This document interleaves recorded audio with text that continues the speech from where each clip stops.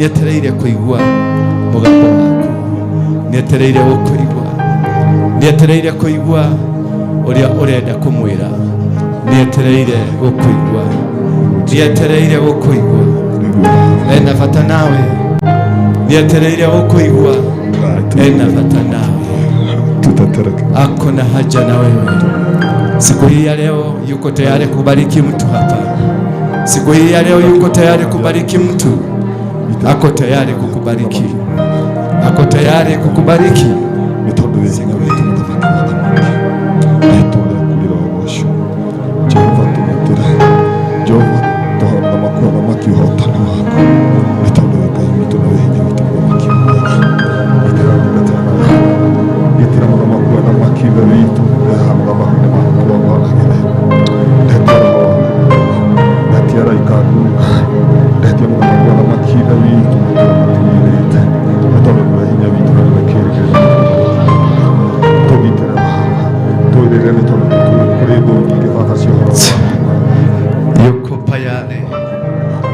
You wanna bless you. You wanna bless you. You wanna bless you. You wanna bless you.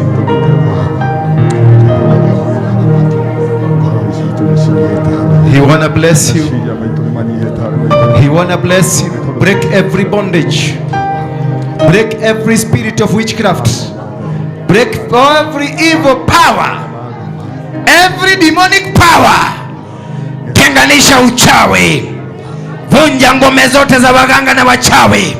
Kamata anga yao. Kamata anga yao. Sambaratisha kazi zao zote. Sambaratisha wachawi. Wapofushe. Wapofushe. Wafanye wakuwe vipofu. Rima shandala la bose riando lo boseke. Rianda na mama zendo rebo shiriando lo bozia. Ore motugi fafa. Nenda haraga nianje mosieda siangoma. Arogio de nedanjita mateka mao. Asio makudekete shiara shiao negeda botigatu gateke. Asio mohete ikudu asio mohete magoro mao modene da mashina. Ona moko mao ne da mahigurani akumakioro ine ginyakste azine. Orogio sio maigote de boikia negeda moira akudoga tikireke. Baba nidaikia mwaki ndama ikia mwaki. Narusha moto. Nateketeza anga yao. Nateketeza mipango yao. Nasambaratisha mipango yao. I destroy every covenant. I destroy every evil altar. I destroy every witchcraft.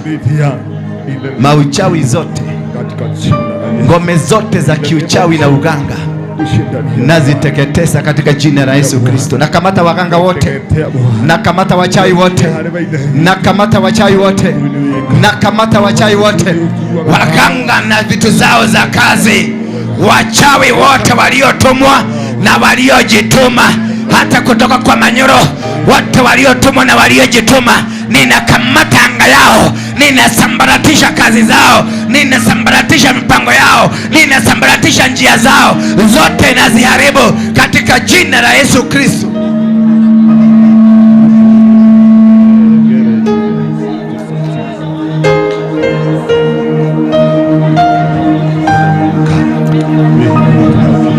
Sambaratisha, haribu kazi zao zote, haribu miungu yao, haribu nguvu zao. Walimwaga mafuta ya waganga. Sambaratisha mafuta hiyo, angamiza katika jina la Yesu Kristo. Break every covenant, break every altar, break every power, break every altar, break every network. Katakata nyaya zao, katakata nguzo zao. Toa hii kitu hapa, toa hizi zote.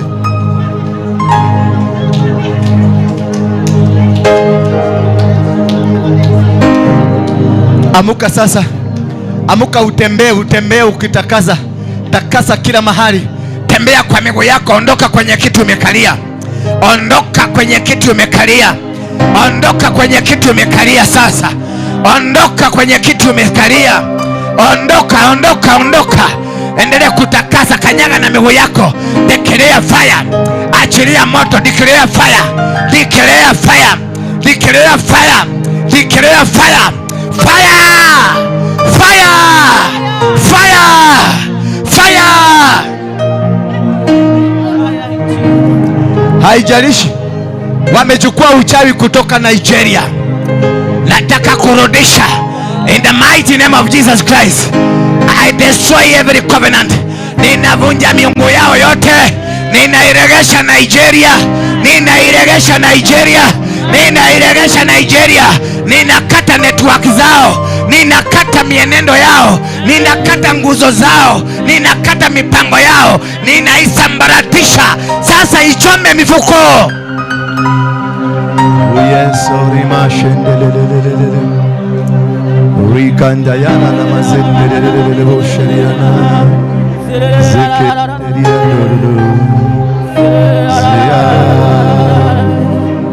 Father, we worship you.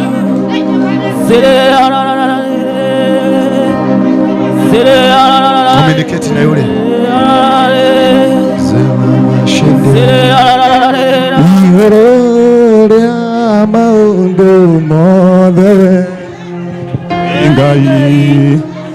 Ekaga magegania oyurite hinya na nikio ngoro yakwa oire gikeno nikumenya ndi nawe wembonderi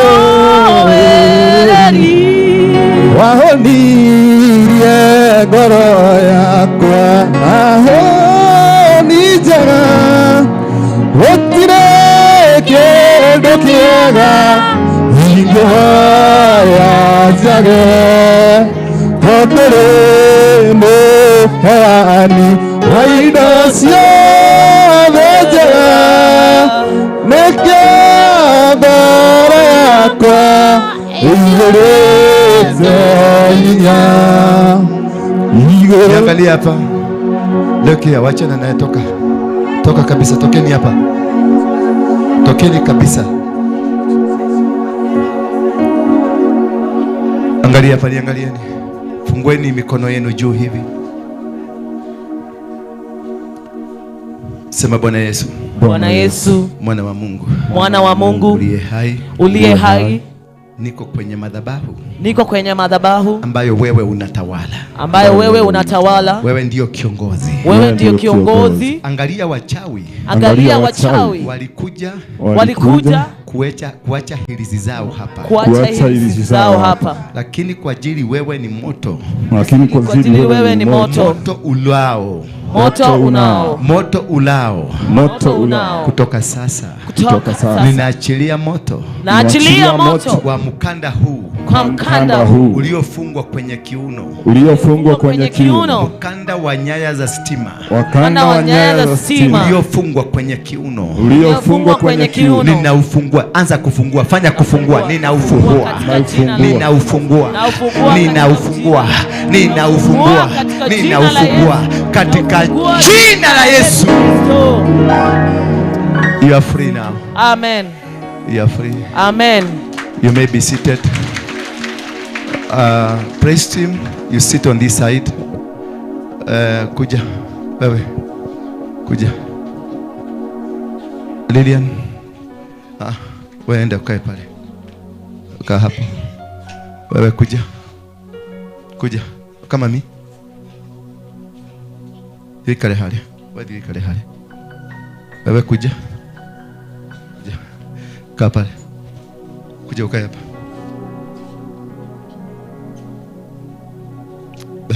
Wewe hama na vizugo zako. Kuja. Oka. Wewe, shosho. Niwe dilali dia. Oka. Dihali. Wewe, muka. Wewe ndinamusha. Wewe wangu ya red, kuja. Enda kwa yule wangu ya red.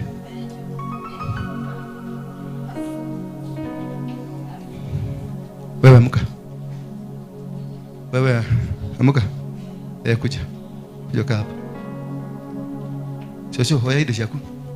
Hoya hide shaku. Awadhi wa isi yako.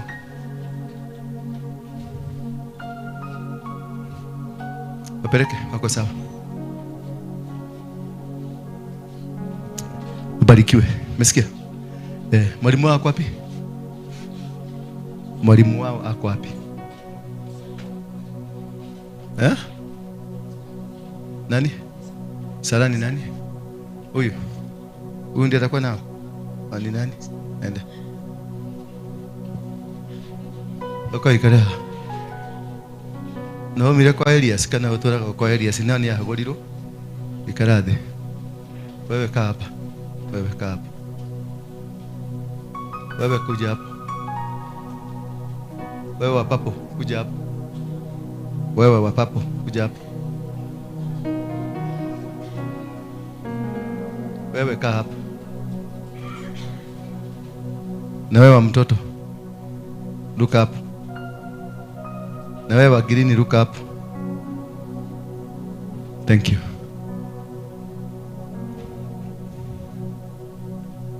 Bwana asifiwe. Salimia mwenzako. Umwambie, "Shosho. Shosho rodoka." Oka. Raikarania na mundu utoe. Eri kwira oke hogaga andu muno ri raikarania nao. Ukaikare ha.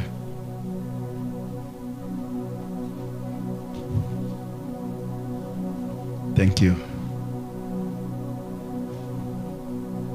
Uteire komoro mukorinu mwathire ko ya mama. Omuhithaga ko. Ukaikare ha. Ekane na gorino mwenzako hapa. Wewe kuja hapa.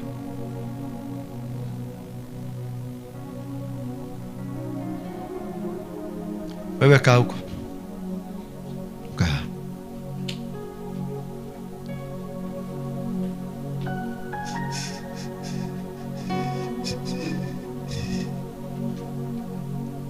Thank you.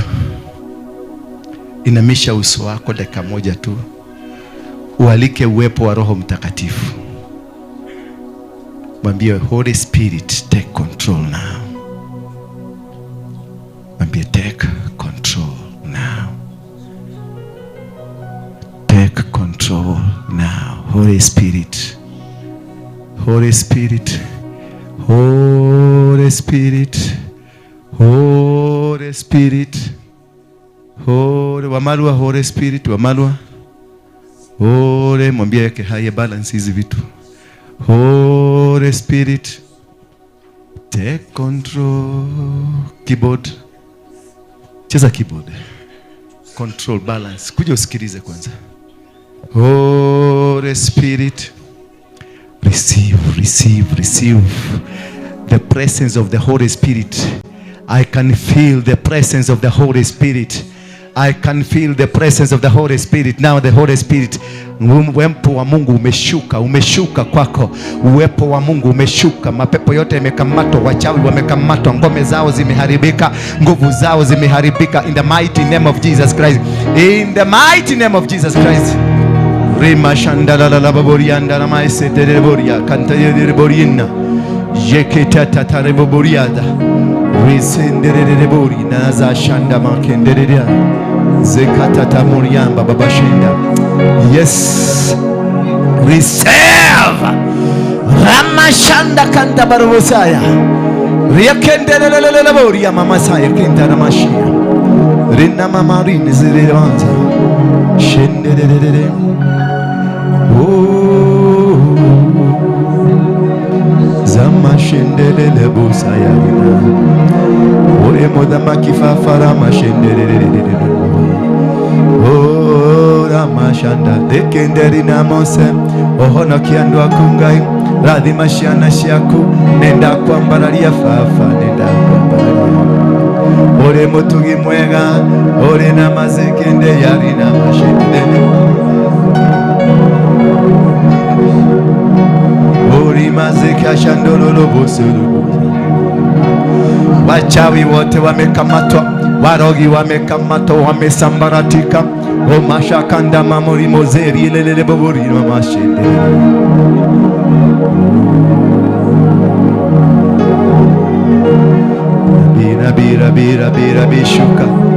Rabishuka zungumuza na watoto wako.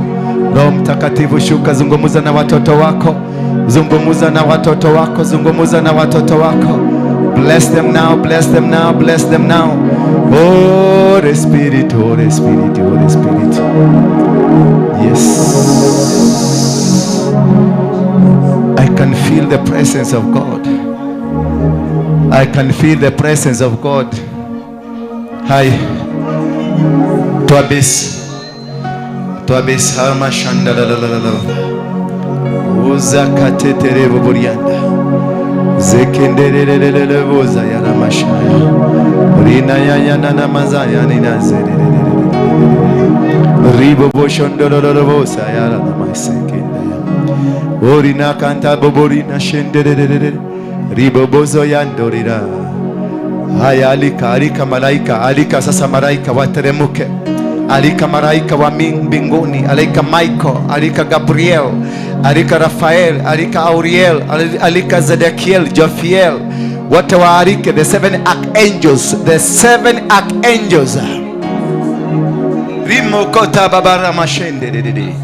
Riede de bodo bobo sanda yamana.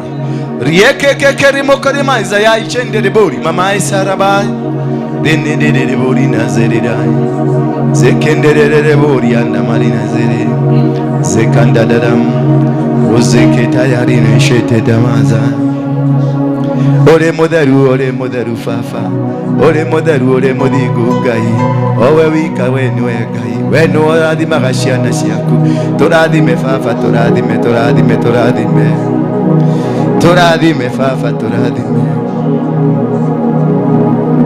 Yes.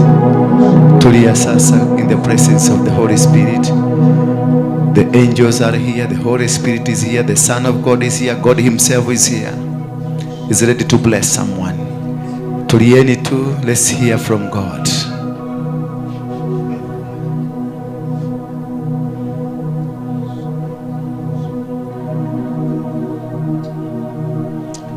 Holy Spirit.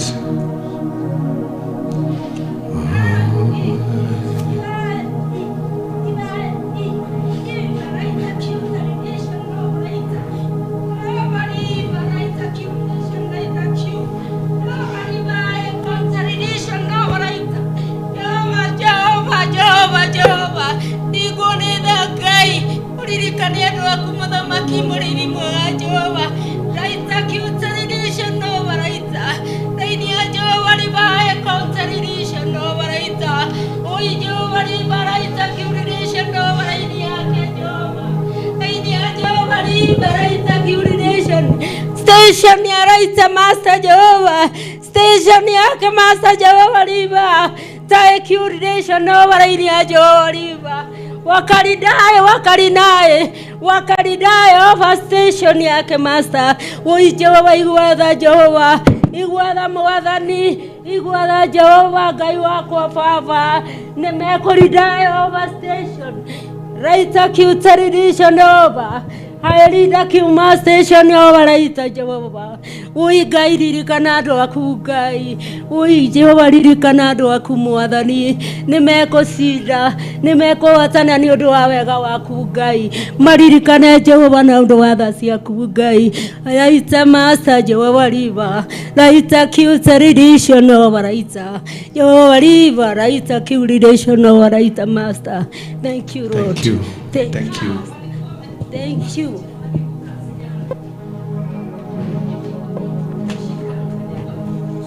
Naweza kunena na watoto wangu na mtafunguliwa.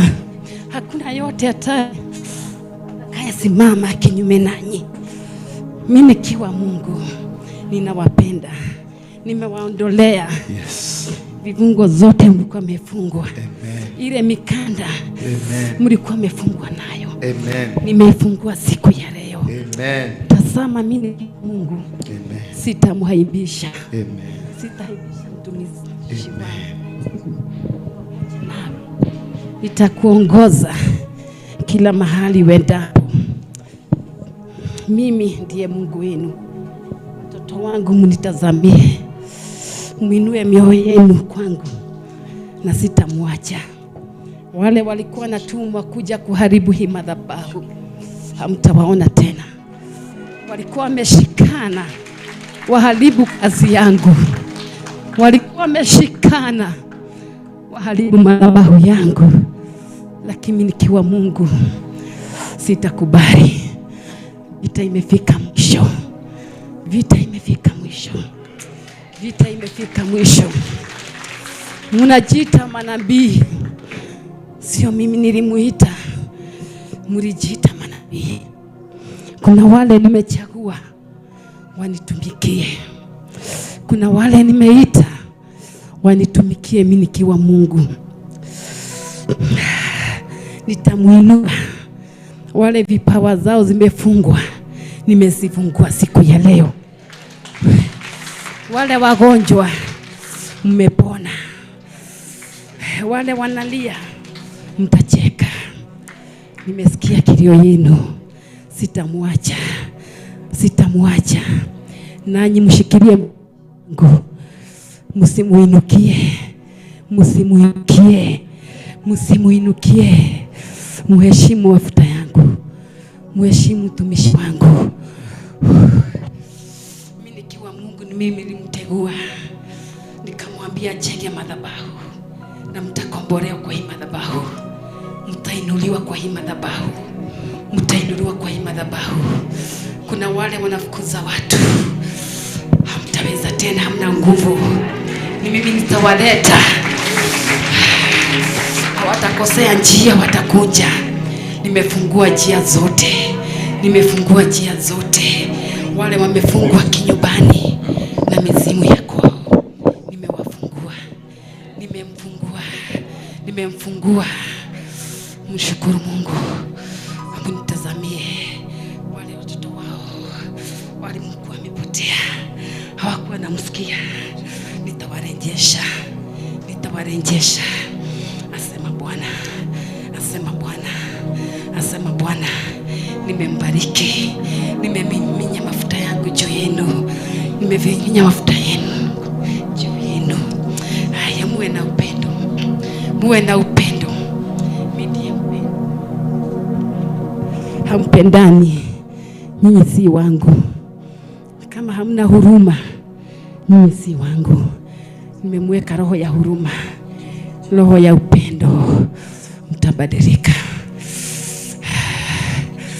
Mmebarikiwa.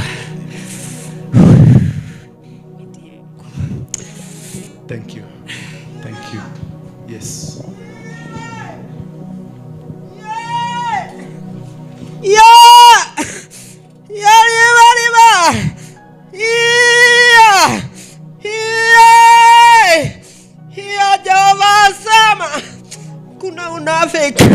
Kuna unafiki katika nyumba ya Bwana.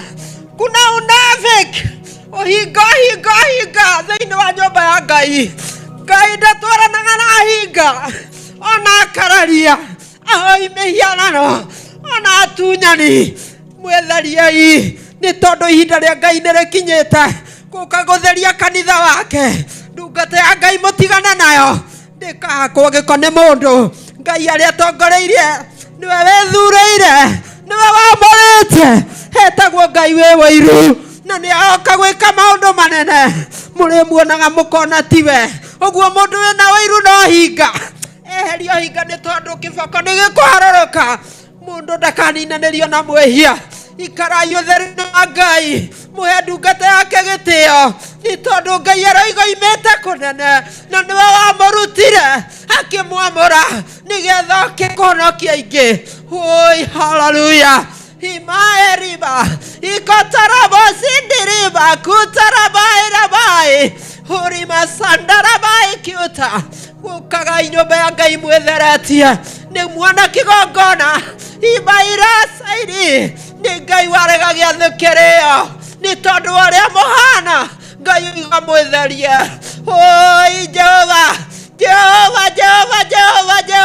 riwakuta hirini siri yakuta rabairi bakuta moti kumoko baini ngomoti kurogama Ngai ne watheragia andu aku tigai gutheria nguo na iguru Ngai aroiga mutheria ngoro cianyu nigetha mutabare thĩinĩ wa rĩĩtwa rĩa Jesũ. Gũtiramakania kana tũrĩ akũrũ, gũtiramakania kana mũrĩ anini. Ngai abatarĩtio nĩ ũtheru. Mũrũgame nĩgetha Ngai atuonekanĩre mĩciĩ itũ, atuonekanĩre matũũra-inĩ, atuonekanĩre bũrũri witũ, ona andũ arĩa matũtongoragia. Mũrũgame nao nĩ tondũ kĩboko nĩ kĩharũrũku, tũtikaninanĩrio nehia. Woi Jehova, tũiguĩre tha Mwathani, ndũgatũrekereria Mũrungu thĩinĩ wa rĩĩtwa rĩa Jesũ. Jehova, hifaeri basheta boria mayakuta rabashekere mamagandari babukutari bae. Nĩguo Ngai arabatario nĩ ũtheru. Mũrũgame nĩgetha mũrũgame na bũrũri wanyu. Gacĩra kau mũragererio, mwarũgama mũtikũgererio. Oh, hallelujah. Thank you. Prima shente de boria. Riakta tadala borinde de bori zekende ya ramashanta. Yeketa ndana mazaya rishete de moza. Warning. Kwa nini mnaasi? Kwa nini mnaasi? Kwa nini mnarushia mtumishi wa Mungu mikuki? Kwa nini? Mimi kama Mungu nimekasirika.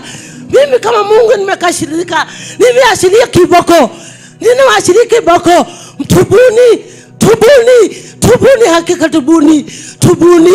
Tubuni hakika tubuni. Mimi nimemfanya kama Musa. Achukue mikono yake juu, akinyosha kwa inchi, apeane direction. Nimeambia Apostle Waruinge ndio akona direction ya nchi ya Kenya na dunia mzima kwa jumla, ndio ako na direction. Mimi kama Mungu nilimchagua akiwa tumbo ya mamake. Kwa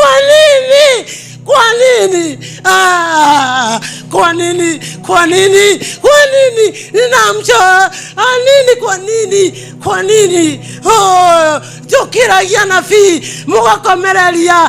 Gokeria ni ajata. Mugakomereria. Nedekereiria kifoko.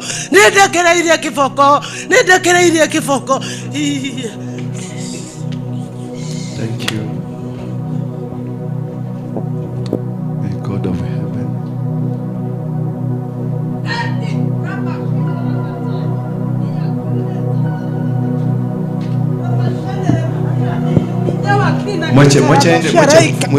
Rabashara na handa rama kulina kiarinaka nekeko rabo shenere mahanda lima kulina ya konyorolio ne todo wa parashiri mahanda rama kulina ya inyawa alikina kiuta rama shinari mahanda olia wakili na handa rama shandara mahanda lima kulina ya orabo shenere mahanda lima kulina ya modifari neta linaya sana lima handa ne todo kwena likana lina handa lima handa koroshonera mahanda rama kulina sinda ya inyabari shinari mashanara nahanda kwenda binae kiutara mashanara mahanda konyere ketana kulikana li mahanda foroliwe nahanda ra mahanda li mahanda raini ya kulikina kiutara na shinari na oroba shanara mahanda li mahanda neke kulikina kiutari dai morera mori fari neta fadaraita netara kwenda nabaya kinta harantaya mokonyoro kata netano abrushada mokera mori fari nabaya kiukuni netarina sana gotire wali binetera kandali mahanda koroboshere mahanda lima kiutaridation neke hinya waraga tarana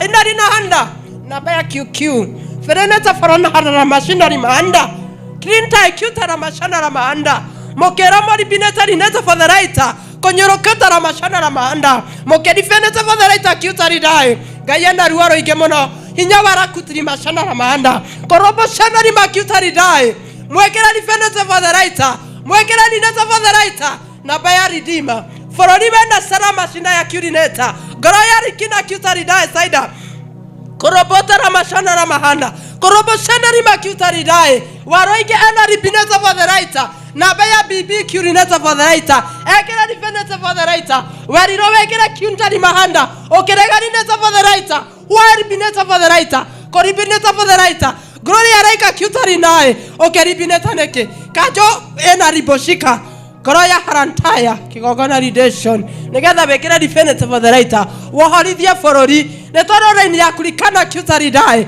kwenda binaira nari na handa waro shoroma handa katika rakutiri mahanda limakuta redemption kuta ridai kigogona kwenda raini ya kuta na baya boroshondo netodo wa brukana limahanda watigiri ando magioka koronyo serena handa netodo niyo yoketi ando muno geragia korobosheke netodo wa brushanda asio wana amayoka gogothekia gotire no meromo ngorosie koraihu siragia kigogona kegethira atia haramtaera mashunduru na handa katika binai kutaridai salama shinda bontari mahanda kigogona redemption na baya bintaya raini ya kulikana kutaridai koria kwenda rabushekere makutaridai na baya borokota ramashanda kigogona redemption QQQQ ribineta redemption moraika wa bai konda ribasaida netodo kwenda rabashiki na baya ridai raini ya kulifai kutaridai netodo wa burukada koria dhaini egu waku kwenda jiritanda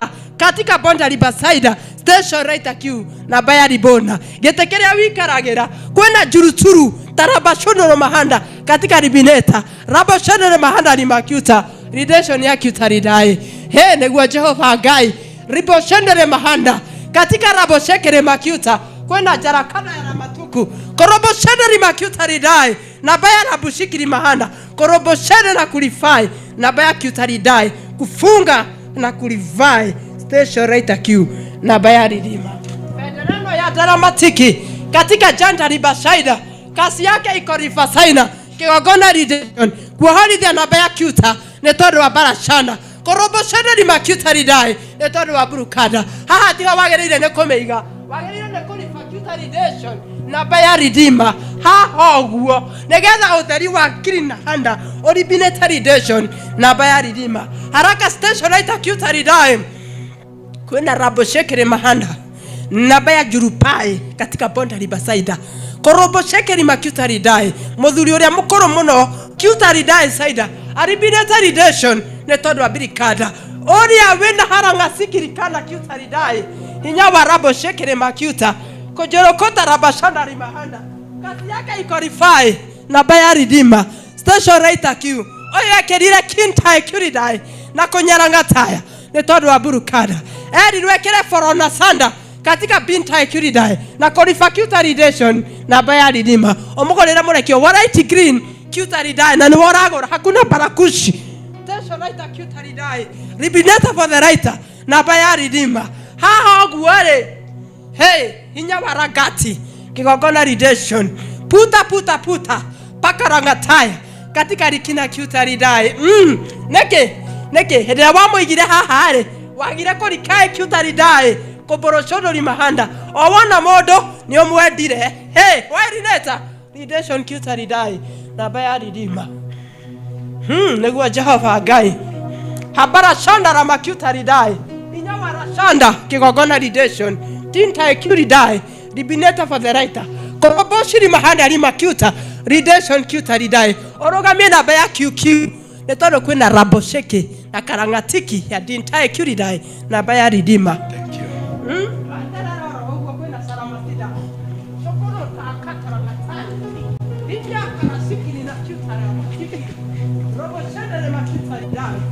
Ribineta redemption QQ muraika wa darakata kigogona redemption ena rabushikiri mahanda katika binai kutaridai ekerire kiri ngasiki na kuriboshika na kufunga na baya by konta ribasaika redemption kutaridai oribishikiri na kuridai katika bonda ribasaida kigogona redemption na baya ridima odhiororoke na by konta ribasaika na kunyaranga taya rineta for the writer maguta mabai konda ribasaika redemption kuridai ohoere zikomogo waja oribasaike netodo abintaya kigogona redemption forori wena hada nabaya karantiki na kulikada station right Q wohorithie redemption netodo barakuta kigogona redemption right Q taridai over.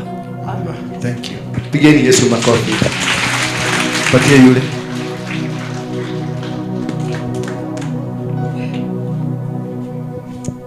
Mwathani Ngai aheo goci. Haleluya.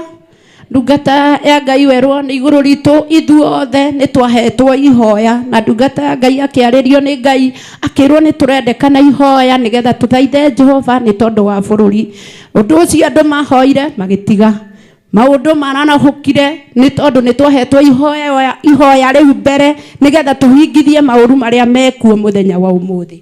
Ningĩ twerwo gatagati-inĩ gaku ndungata wa Ngai werwo nĩ igũrũ rĩaku mahinda maya nĩ kũmenya andũ arĩa Ngai akũhe. Werwo kwanza wambe kanjũ ani waririkanĩtio rĩndĩ ĩngĩ no kiuga nĩ gũrĩte kanjũ. Werwo kanjũ we nĩwe gũkũhe hinya, nĩwe gũgũteithia nĩ tondũ araika arĩa makũruta wĩra nao Ngai nĩ arenda nĩgetha mũgathiaga nayo nginya kĩrĩma, no kiuma kũu rĩũka na hinya ũngĩ gatagatĩ-inĩ ga kanjũ nĩ tondũ wa gũkuongerera hinya na araika acio kũrũgama nao. Werwo wekĩra kanjũ nĩ kũhoya kũhoya ũthiũrũrũke nyũmba ĩno na Ngai akwĩra wona wahoya wĩnayo Jehova Ngai nĩ agũthiĩ agĩkũheaga ũguũrio nĩ tondũ maũndũ mangĩ mekĩtwo na thiri na makahithania nĩgetha ũndũ ũcio watua ũkauga nĩ ũkũmĩoya hana tarĩ kũriganĩrwo no ũndũ ũcio ndũrĩ thĩinĩ waku nĩ tondũ wa maũndũ marĩa marathiĩ na mbere gũkũ.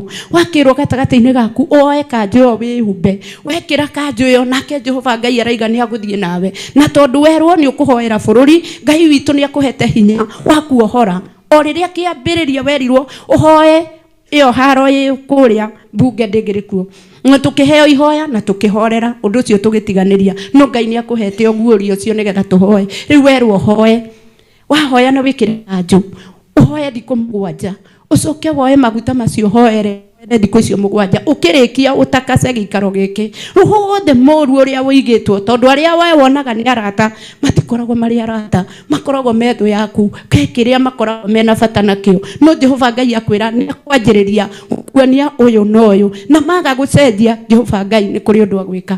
Na rĩu ũndũ ũcio ũngĩ werwo gatagatĩ-inĩ gaku nyũmba-inĩ yaku gũkũ kĩrĩa obici nĩ igũrũ rĩaku na kuohoere nĩ tondũ acio mokaga no makoragwo na maũndũ mao mendaga gũkũrũnda, mendaga atĩ we ume wega-inĩ wa Ngai ũhane ta mũndũ ũraterereka. No Ngai nĩ akwendete tondũ kwĩna kĩrĩro. Ngai araiga agĩkũruta kũrĩa akũrutire nĩ tondũ wa kũhonokia andũ aingĩ. Kwĩna ciana nyingĩ irarĩra na nĩ kũrĩ na andũ angĩ na acio othe marerwo magũka guoko-inĩ gwaku nĩ tondũ werwo ũhane ta Musa ũrĩa ararutire ciana cia Isiraeli Misiri, atĩ ũguo nĩguo ũnengeretwo mũkwanjũ nĩgetha ũhote gũkũra ciana cia Ngai kũrĩa mathĩna-inĩ. Wacoka werwo kwĩna maroho marĩa marathiũrũrũka thĩinĩ wa handũ harĩa andũ arĩa moka we ũiguaga mũndũ nĩ aina wega ũkamwerocome tondũ wonaga wothe na Ngai no angĩ matikoragwo na Ngai. Harĩa hena mbara, hena gũkanĩrĩra, nake Ngai atĩ ũrĩa woka agaikarĩra gĩtĩ agatuĩka nĩwe mwene na nĩ roho mũru. Wakĩrwo nĩ igũrũ rĩaku ona kaborere karĩa ũrarera gagũtongoria we nĩkĩ gaikarĩte tondũ ũramenya nĩkĩ gĩkĩ wakaribisha. Ngai akũrathime. Ningĩ andũ a Ngai nĩ merwo gatagatĩ-inĩ kao mahoe na hoere haha, wahoera haha thikũ icio ũrahoya ũrũgame haha ũrũgame haha nake Ngai nĩ agũtwarana nawe nakĩo gĩtambaya kĩrĩa kĩrwo gĩikarage hau nĩgetha gĩkarehe ũtheri nyũmba-inĩ ya Ngai. Gĩtirĩ gĩbatie hau, bendera ĩno ĩbatie haha tondũ nĩ ũtheri ũke mathabahu-inĩ.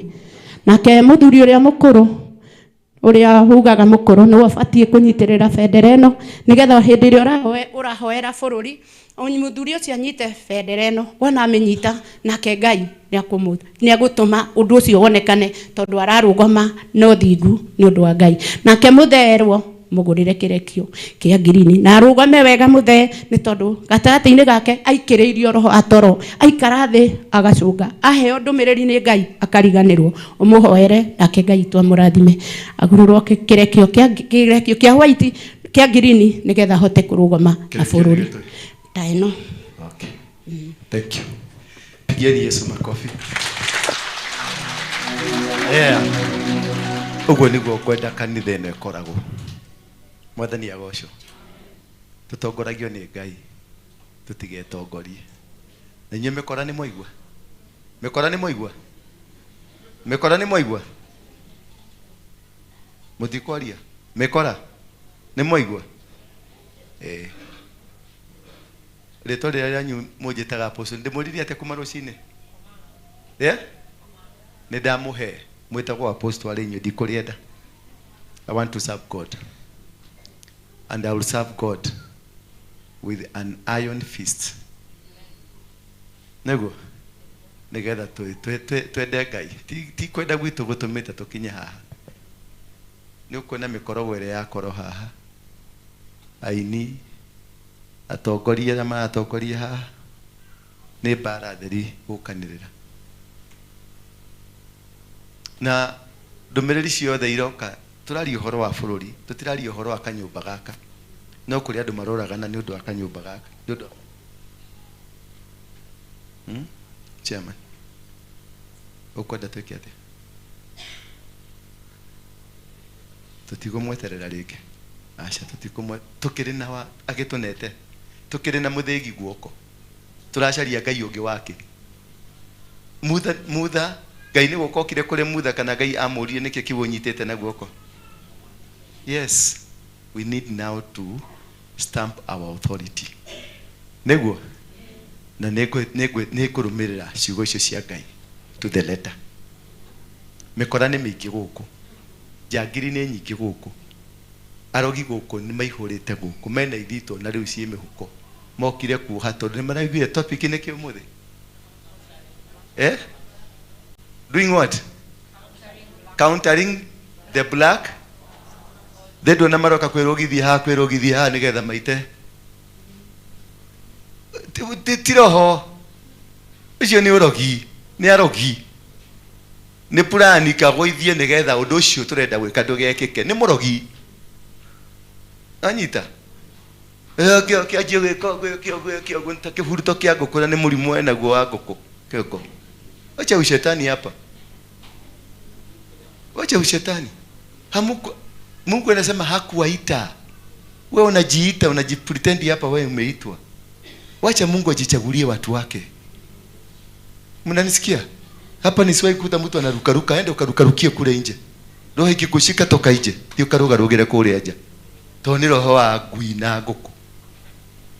Kuna hatire na mataima gariria gwika undu gareke kaha niho ona.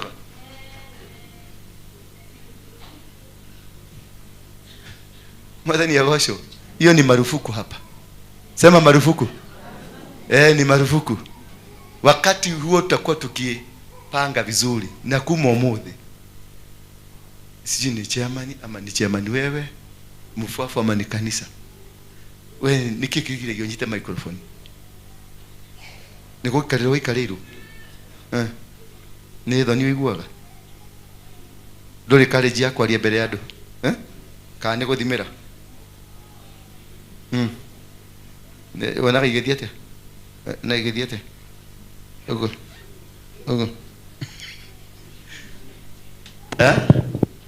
Kuma Sunday, kuma riu ni woreto ngathagia service. We ni woretaga mundu uri urenda anyite microphone. Koki na David mukae chini, mtakuwa mkiitwa, kwa sababu nyinyi wawili mko na sarakasi hazieleweki. Adosho hama tulete maruire microphone. Uyu ni arenda weka program yake, urenda guthio hiyo. Kutoka leo sitaki kusikia. Wewe unaadikiwa, wako wapi yule mzee wa mfuafo? Wewe naongea na wewe, simama mkae chini na hawa, hiyo timu yote hiyo inapigana, lakini watakuwa wakiitwa, aitwe kutoka kule kwa kiti amekaa, apatiwe microphone na abiwa anaongea dakika 2 na kwanza aseme anataka kusema nini. Mnanielewa? Hatutaongoza kanisa na farakano. Musikilizane nyinyi mapasta, mukae chini, muende kwa ile ka ofisi yenu, mukae chini, musikilizane, muwe na mpango mmoja. Hapa tu kukuja vita, kila mtu ako na nafasi. Na ni nafasi yako ni kubwa. This church is too big. Too big. It's a worldwide church. This is not a local. Wewe umezoea kale kama patika huko kwenu. Hii si local, ni kitu international. This is not a church. This is an altar. Sio kama mnanielewa? This is not a church. It is an altar.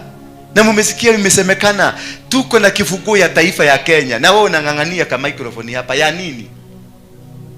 Wengine umekuja na hirisi. Yaani gedhito igeleta kwa maina wa makoto. Uiketa gedhito ha. Unafikiri utaweza kunikunja mimi nikujike?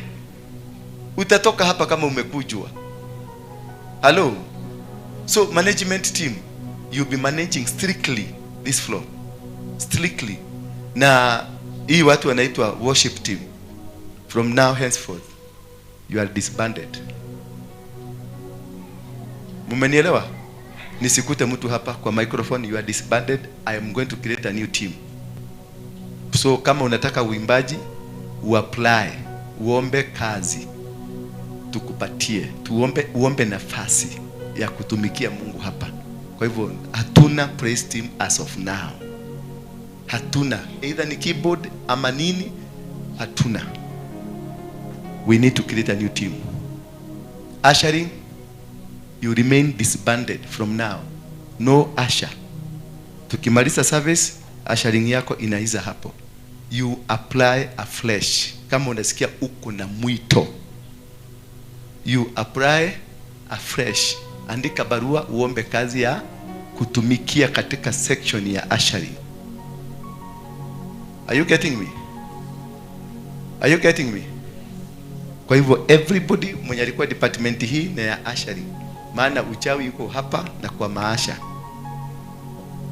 Hao ndio wametubebea ule chai mingi sana. So after service, tukimaliza service ya leo, you remain disbanded. Just weenda tu kama Gachagua. Ofisi imechukuliwa. Kanatigwa maito. Letigwa gakegeinie. Ina miodi waku twire ere gaine thengio ni undu wa gukinya kigongona-ini. Thank you. Inamisha tu uso wako, ambia Mungu, niongoze siku ya leo, nibariki. Leo tunasoma kwenye kitabu cha Deuteronomy. It is intense. Naona wakati wangu umeenda sana, sarakasi, ati nisivuje madhabahu ya wachawi na waganga. Nitakuvuja shetani, hauna mamlaka. Maana hiyo ndio kasi nimeitiwa. Tutafuta kitabu cha Second Chronicles chapter number 3 verse 1. Alafu tutasoma, andika mahali wa marwa, Second Chronicles chapter number 3 verse 1. Alafu tena tutasoma Second Chronicles chapter number 5 verse 1. Alafu tutasoma ya tatu Second Chronicles chapter number 6 verse 1. Alafu tutasoma Second Chronicles chapter number 6 verse 12. Alafu tutasoma Second Chronicles chapter number 7 verse 1 and verse 4. Sasa tuanze na Second Chronicles, lakini mtakuwa mnaongoja mpaka ninawaambia what next, where to go. Second Chronicles chapter number 3 verse 1. Leo tumekuwa tukisoma jinsi ya kuinua madhabahu. Asubuhi wale ambao tulikuwa na wao hapa, tulijifunza jinsi ya madhabahu kigongona giakagwo atia. Na tumeingia extensively kabisa. Kwa wale ambao hamkuwa leo jioni, muangalie Dhigira. Mafundisho ya leo iko kwa Dhigira, itawekwa kwa Dhigira jioni. Kwa hivyo I'm expecting that. Yuko? Mwambie saa 2 ikuwe ikirani. Are you okay? Na nyinyi you are on notice. Waandikiwe Lineage, waandikia watu letter, barua ya warning. First warning, wote, right to everybody. Kwa sababu na wao wamekuwa watu wengine magaidi. So then nipatia Kiswahili, maana watu hapa ni wazee, tuko na wazee wengi. Acha nifundishe na Kiswahili. Nimekoigwa Githugu. Miaka yote tukiranĩtie na nyuĩ mũtirĩ mũramenya Githugu. Gĩthwaĩri. Mũigua Githugu? Kanini? Tathoma. Tinyuothe. Toyo atagĩthiĩte kinya thukuru.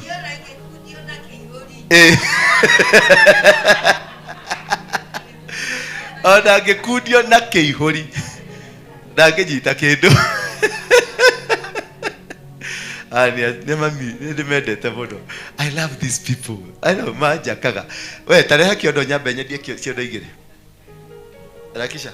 Kĩondo igĩrĩ, kĩmwe kĩnini na kĩmwe kĩnene. Njigua andũ arĩa tũkinyanĩtie na matharau mao. Harakisha baba, haraka.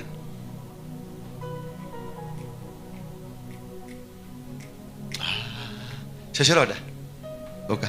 na gutukane mago ikarĩria ya waikarĩrio no gĩtikĩra gũikarĩrĩka Ngai magoro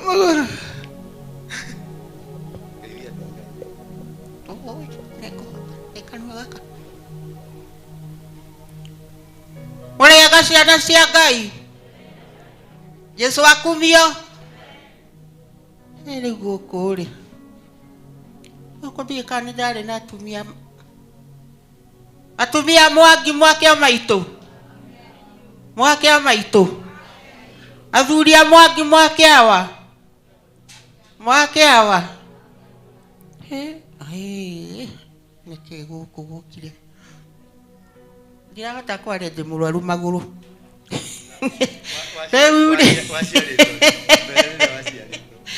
Reke njuge ndaciarirwo mwaka wa 1919 na nyumba ya Ngai na ndikumeno ona magegeria maguru matingihota maguru maku ni mahona thiini wa ritwa ria Jesu Kristo amen karathi 19 na wewe na miaka 19 niguo twetiire turareka nginya tuhuhie guku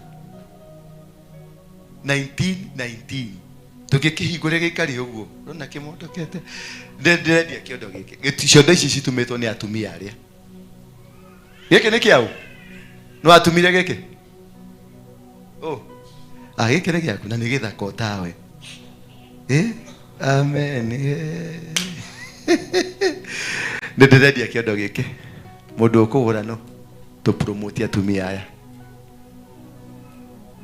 na isura nunua hii nani ananunua hii mutikwenda kugura ukugura besi kana ngiri 3 no kugura giki tura support atumia aya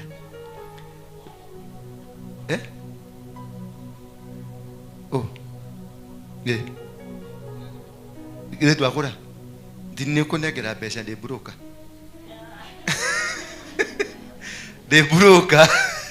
we nawe ndukugura giki naguo gigithaka tawe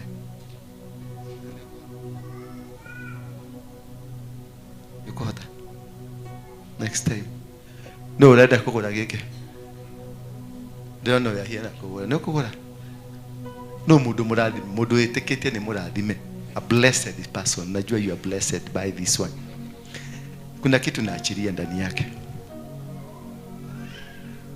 unaonaje ni pesa hauna najua mtu akianza kusema ni smart sana mfuko hakuna kama unyeso na wagolile ni ukwenda kugura yes you can choose but karana geke ikarana geke ni ukugura then uguthi hau ucagure ucenjani neguo ni ngiri 3 ni undu wa guthi gucagurana netu kabatongera igana rimu we are supporting this hii ni project yetu we are targeting kutengetua tukitengeneza per month ciondo ngiri 1 tugatwara Ruraya atumia nendenda mekire nguo ya designer Bwana Yesu asifiwe sana nendenda atumia mekire ki nguo ya designer not ya kugurirwo ya kwigurira na mbeca ciake ni mugwikira designer no designer niki ni mugwikira nguo ya goro mutaramenya no ndakakuwa kanjikirite ni designer ni kanyamu kaumite duka-ini ni undu wa mubango mwega kanyamu keru kega nguo njeru nguo ina ritwa ni tugukena ngumonogo cigucokerera na icoke kuri Ngai ciume kuri Ngai cikurukire hariwe itigeraga thomera itokeire icokagira thomera igerire thank you we na kirira kingi muno Deuteronomy 3 Second Chronicles chapter number 3 quickly Kiswahili walitoa tena hawa ndipo tukageuka tukakwea njia ya Bashani na Ugu mfalme Nasema Second Chronicles. Second Chronicles. Sina leo watu wamechanganyikiwa sana. Mena hiyo ndio nefaki. Kane Second Chronicles. Hii ni Amerika Deuteronomy. Mambo. Hii ni Chronicles kweli? Second Chronicles. No wadi kuma fudidia. Mambo ya Nyakati. Yeah?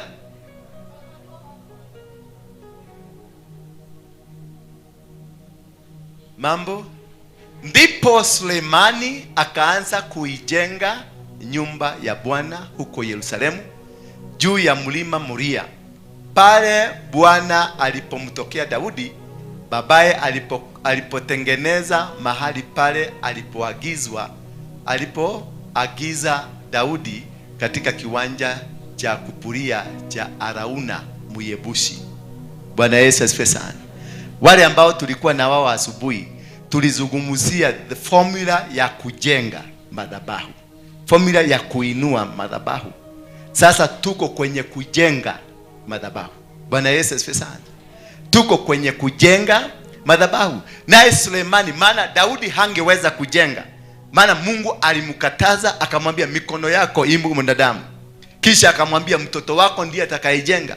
Daudi akawacha kama ametayarisha mwanae Sulemani, akamtayarishia vitu vyote vitakavyohusika katika ujenzi wa ile madhabahu. Bwana Yesu asifiwe sana. Then Suleiman akaanza kuijenga kwa maagizo ya baba yake. Kwa hiyo madhabahu ni kitu ambacho kiko na maagizo. Ni kitu kimetengenezwa kikiwa na taratibu zake.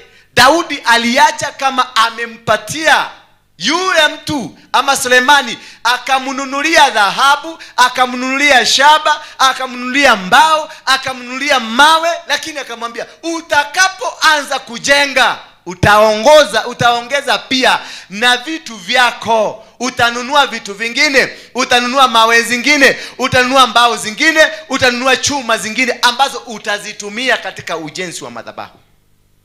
Kwa hivyo madhabahu ni kitu ambacho kimetayarishwa kwa uelevu mzuri. Ni kitu kiko na mipangilio. Maana Daudi alihakikisha ya kwamba ameinua madhabahu kwa ajili ya mtoto wake. Maana Daudi alikuwa anajua ni kuondoka naondoka. Lakini kwa sababu amekatazwa na Mungu kujenga madhabahu, yeye mwenyewe akainulia mtoto wake, akatayarishia mtoto yake madhabahu. Bwana Yesu asifiwe sana. Katika kule kutayarisha madhabahu yae, ndipo Sulemani akapata maagizo kutoka kwa baba yake, akamwambia basi. Ndipo Sulemani akaanza kuijenga ile nyumba ya Bwana huko Yerusalemu juu ya mlima Moria. Hapo nataka musikilize vizuri. Juu ya mlima gani? Juu ya mlima Moria. Miaka mingi hapo mbeleni, kizazi cha Abrahamu alitumwa na Mungu, akaambiwa nenda mlima Moria, umtoe mwanao sadaka ya kuteketezwa, uniinulie madhabahu mahali hapo.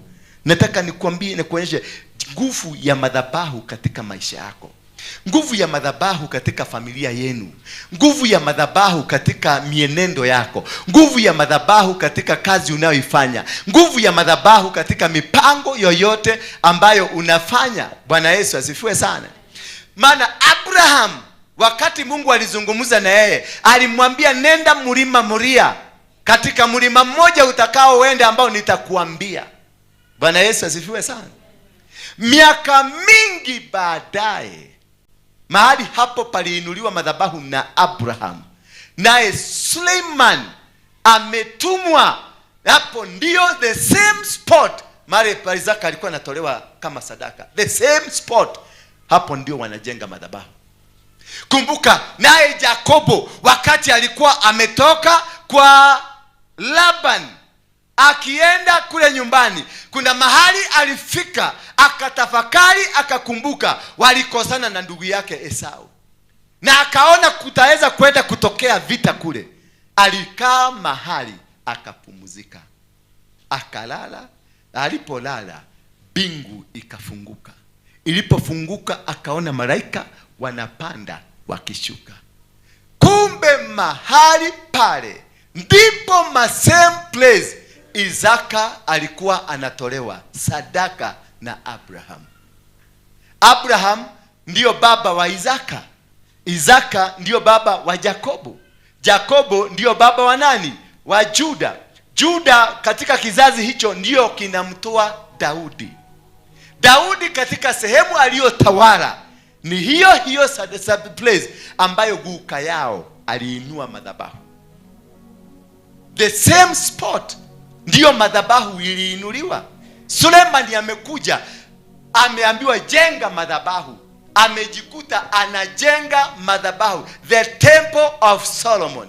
Until today imejengwa Mount Moriah, the same spot mahali Abraham aliambiwa atoe mtoto wake.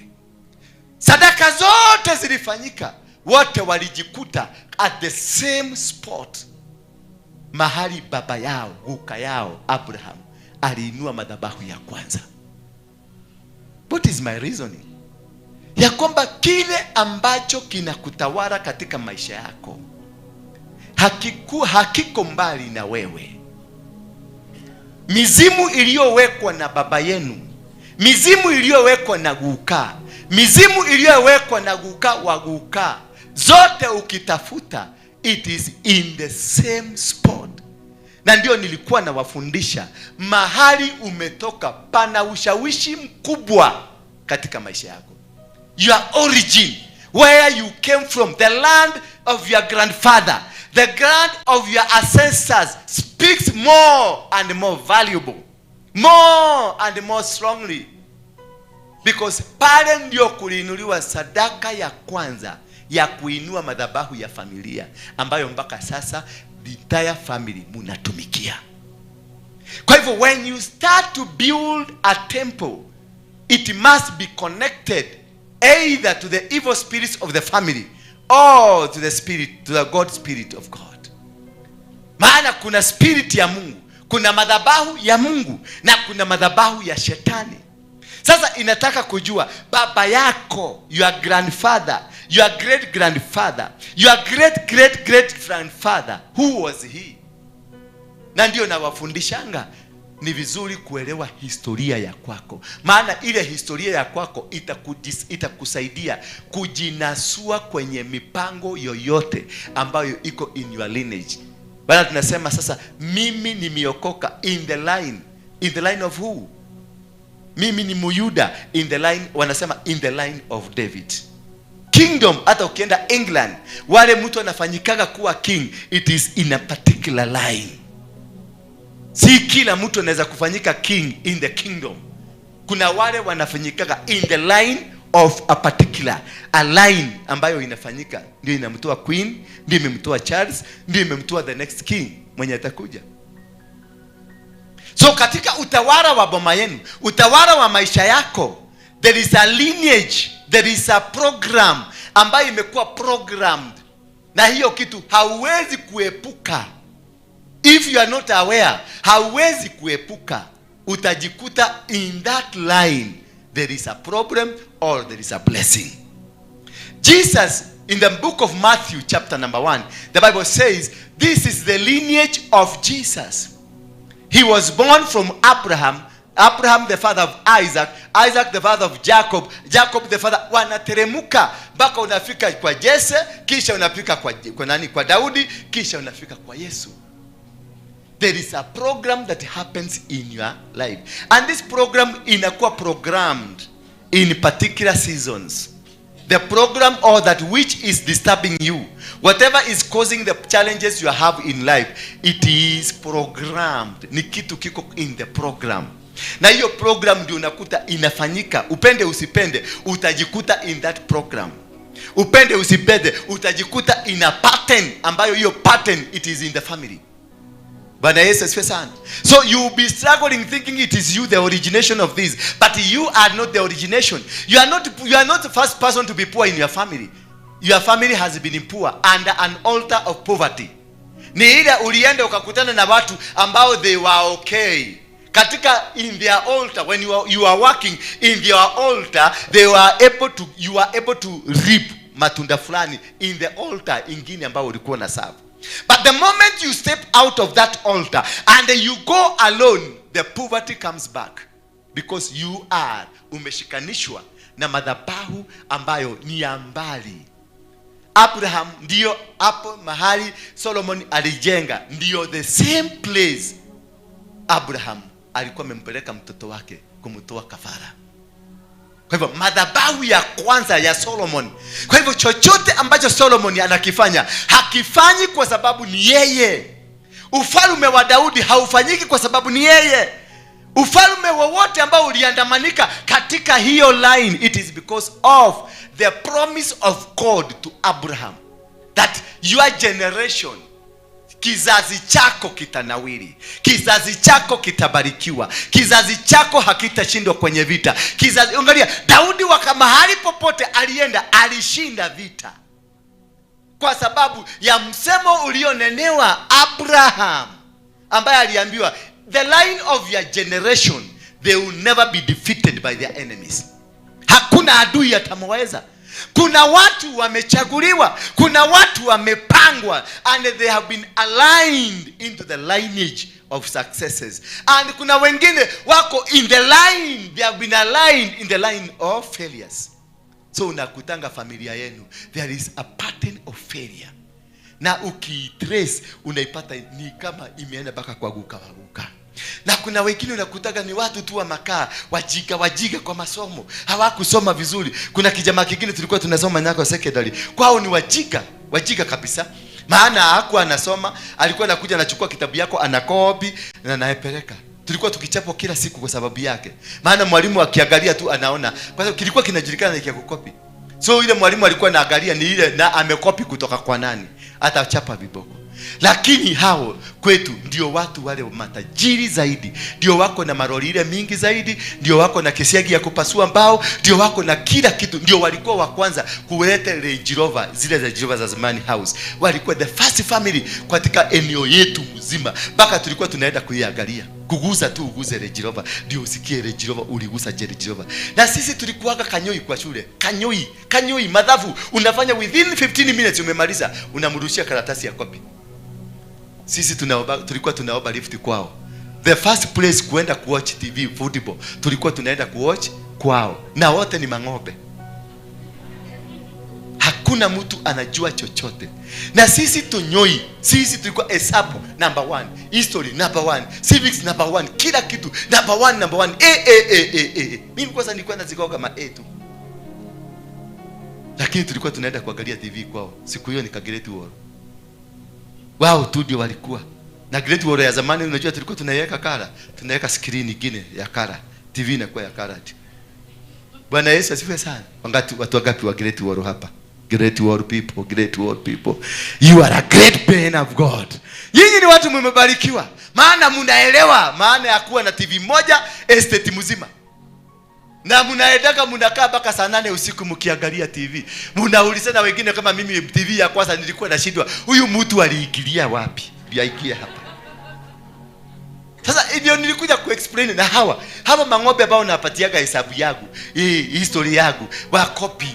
Hao ndio walinielezea, si mtu ameingia hapa ati ako huko kwa hewa na machuma zingine mrefu. Sasa anaingia kwa hiyo chuma alafu anakuja akiwa hewa anaingia hapo ndani. Wao ndio walikuwa na knowledge ya kunielezea. Lakini tukifika kwa hesabu hawana knowledge. Umeona? Kwa hivyo kwao kuna lineage, kuna kitu kilikuwa kimepandwa chao cha neema ya kukubalika na mchanga. Chochote waliguza kiliwakubali. Kwa hivyo hawakuhitaji masomo ndio wakubalike. Hatuhitaji masomo ndio tukubalike. Tunahitaji kuelewa historia yako, the background, umetoka wapi na umeenda wapi. What is the achievement that you have? Kuna watu kama sisi ndio haziwezi kusimama. Bwana Yesu asifiwe sana. My great grandfather alikuwa na 32 wanawake 32. My grandfather alikuwa na 13. My father alikuwa na 2 wale tulikuwa tunaona. Mimi yangu ni countless, wale hawaonekani. Bwana Yesu asifiwe sana. So unapata I am in that lineage. The same lineage unakuta Yesu alikuwa ndani yake. Maana Yesu ametoka kwa Yuda. Ametoka kwa nani? Kwa Yuda. Yuda ametoka kwa nani? Isaka. Ni Jakobo? Hapana. Ni Yuda ametoka kwa Jakobo. Jakobo ametoka kwa Isaka. Bwana Yesu asifiwe sana. Lakini angalia kahistoria kutoka kwa Abraham baba yao. Alikuwa na bibi akachukua maid. Ukakuja kwa Isaka is the same. Ukakuja kwa Jakobo alichukua bibi, sister bili na maid. Bwana Yesu asifiwe sana. Kutoka hapo Juda na yeye ndio huyo amechukua kamoja lakini kamekufa, akachukua akalala na mtoto ya vijana wake. Wakazaa watoto. Bwana Yesu asifiwe sana. Kutoka hapo kuja teremuka upate mpaka Daudi, upate mpaka Jesse. Jesse mwenyewe the same way yule guka yao Abraham alichukua maid, the same way ndio Daudi akuja kusaliwa. Huyu mzee kwanza alikuwa amechukua maid. Na hiyo maid ikahurumia mama. Ikamwambia kwa sababu hapa hautarudi, kuja uende kwa mzee na tutampatia. I think walimpatia kamuvinyo. Maana mzee hakuelewa. Hakujua ni the same wife yako na yeye. Ama alielewa? Hakujua. Yeye aliendelea akifikiria maneno iko sawa. Akifikiria ni maid. Kuta hiyo ndio aliduga huyo mama mipa ya Daudi. Kisha mama kanyemelea akatoka akaenda. Kameidi kakakuja kakarara. Sasa mzee alienda akifikiria ni kameidi. Ndio maana Daudi hajakubalika kwao. Maana hata sasa mzee hajui ni ile usiku alikuja alipatiwa kamunyweso. Bwana Yesu asifiwe sana. Kisha akazaa mtoto anaitwa Daudi. Kisha angalia Daudi, tabia za Daudi ni gani? Hizi za kiusherati. Anaulisha mpaka mwanaume anakufa. Ukihama ukuje mpaka ukute Yesu mwenyewe mwana wa Daudi akienda mahali kwa mto peke yake, hakuwa na watu, alikuwa peke yake. Alikutana na nani? Na mama msherati. Na kutoka siku hiyo mama msherati hakuacha Yesu because of the blood attraction.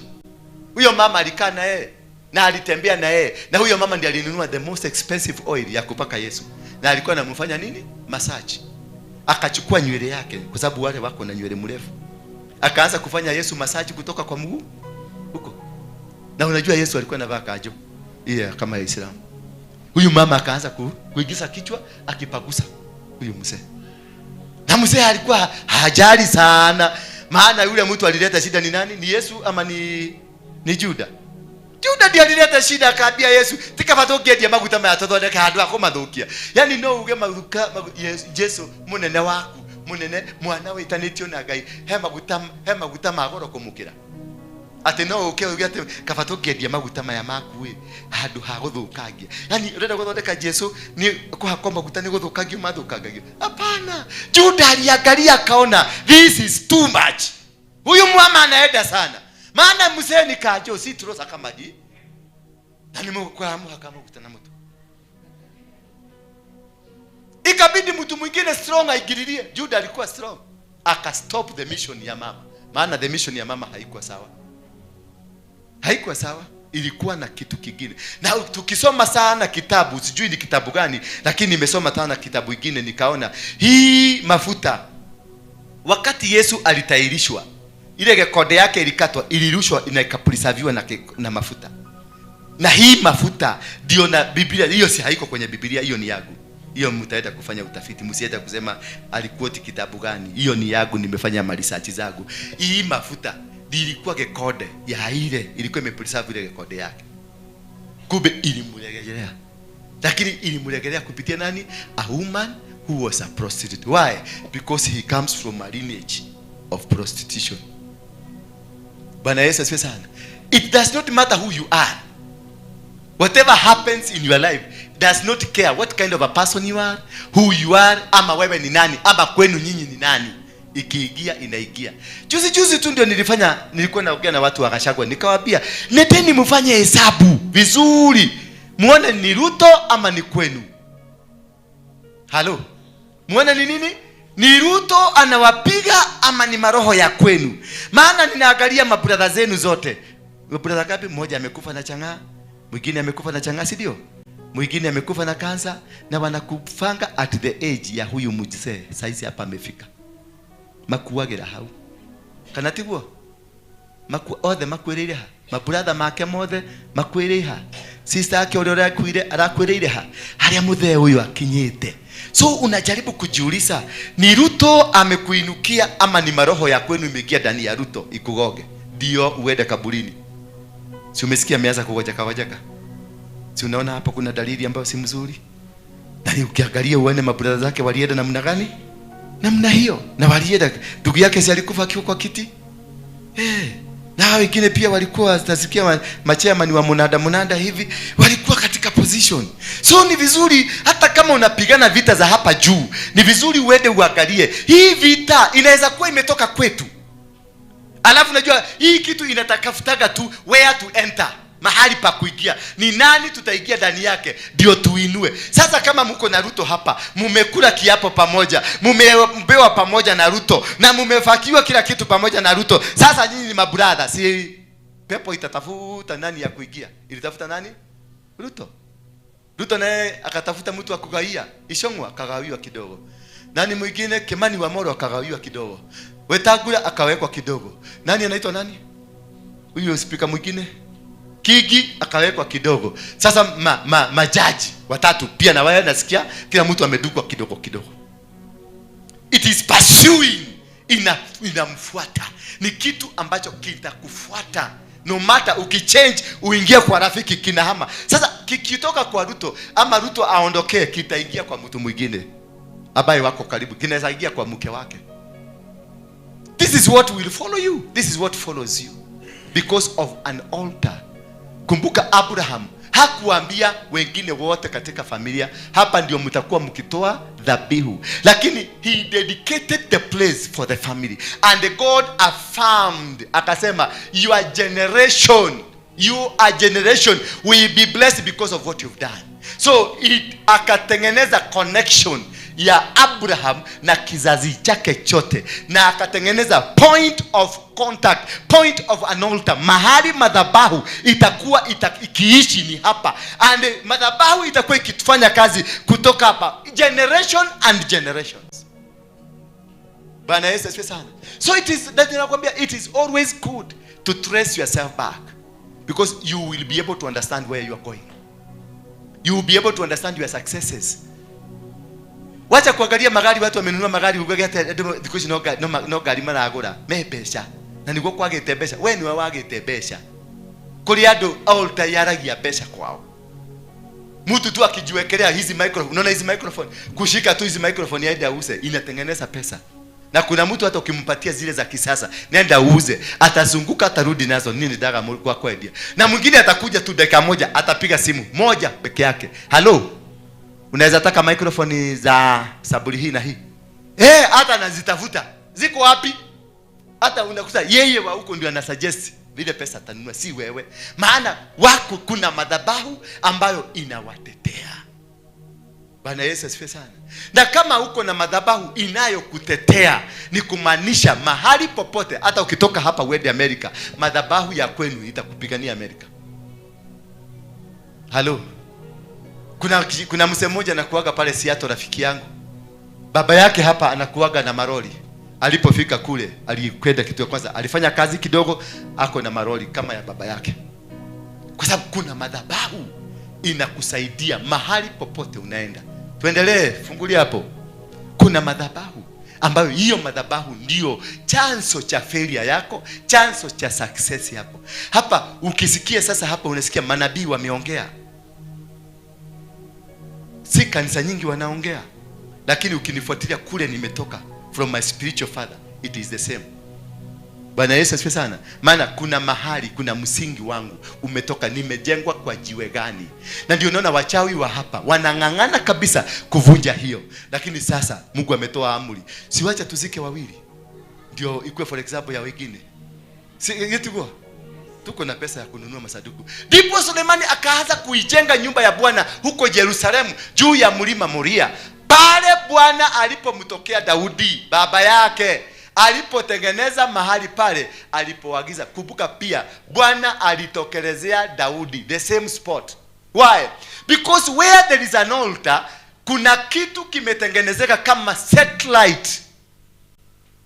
Watu wote katika hiyo lineage wakifika tu hapo, wanasikiaga sauti ya Mungu. Do you have an altar in your family? What kind of an altar that happens in your family?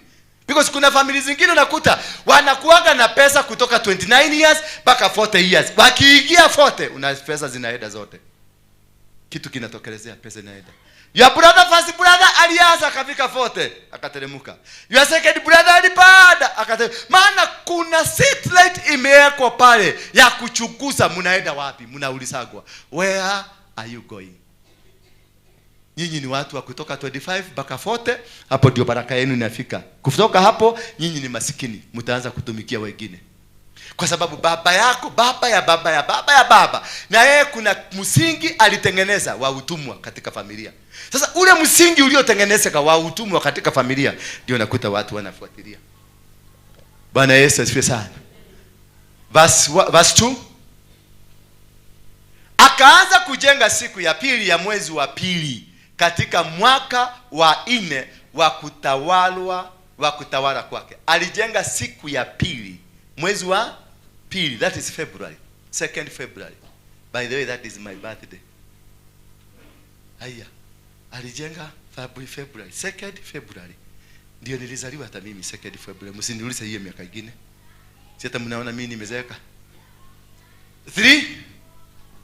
Basi hiyo ndiyo msingi ya majengo ya nyumba ya Mungu aliyoiweka Suleimani. Urefu wake kwa mikono ya cheo cha kwanza ulikuwa mikono 60 na upana wake ni mikono 20. Umesikia, alijenga siku ya pili, mwaka wa pili, mwezi wa pili, siku ya pili, mwezi wa pili, mwaka wa 4 tangu alianza kutawala. Hiyo inakupatia namba gani? 2 + 2 + 4 8 is a number of success. Number 8, mtu yote ako na number 8 katika maisha yake. Yana vitu zinampatanga. Zinakufuata tu. So numerically the number of success. Hata ukiangalia mapresident wengi wako wanaishia na number 8. Kwa hivyo kuna reason why God commanded him ajenge siku ya pili, mwezi wa pili katika mwaka wa 4 wa utawala wake. Bwana Yesu asifiwe sana. So these are the things that you need to look at for you to be able. Na hiyo ndio step 1 ya kujenga madhabahu. That is step number 1. Step number 2 ya kujenga madhabahu.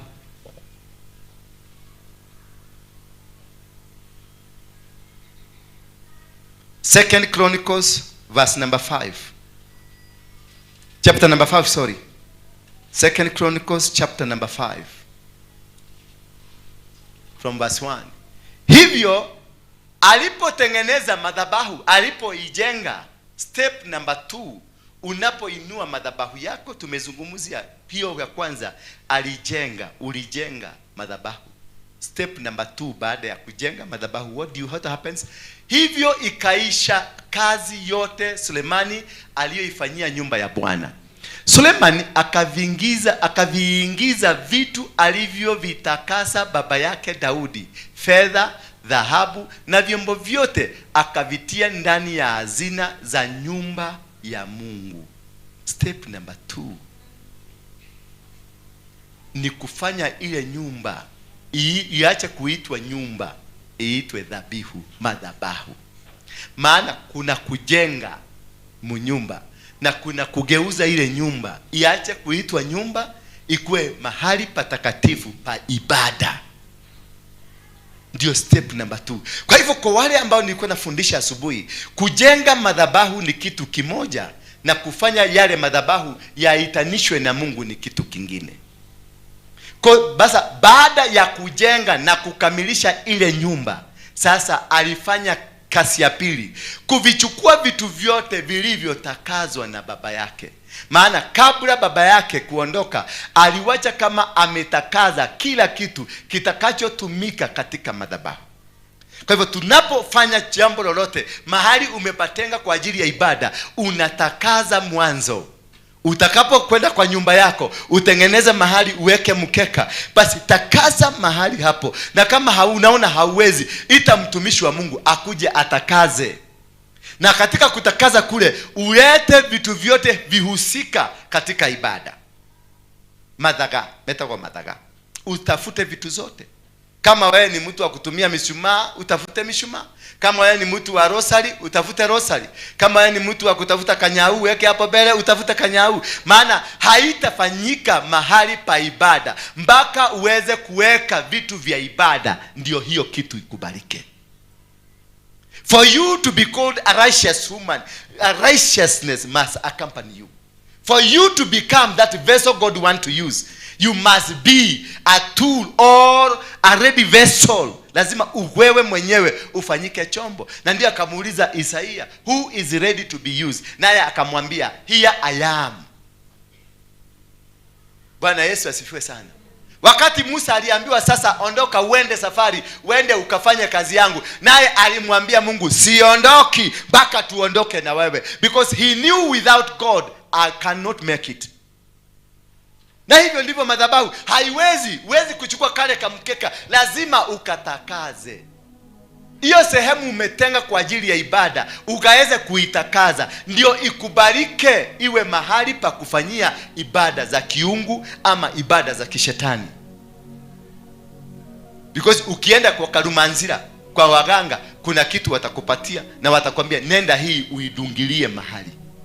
Those are the tools ambazo zinafanya karumanzira. Kwa sababu ameweka satellite, ameweka, that's what we call now the monitoring spirits. Satellite ameweka kwako na kwake. So ukidungilia hiyo kitu kwa compound yako, atakuwa akikuona akiwa kwake.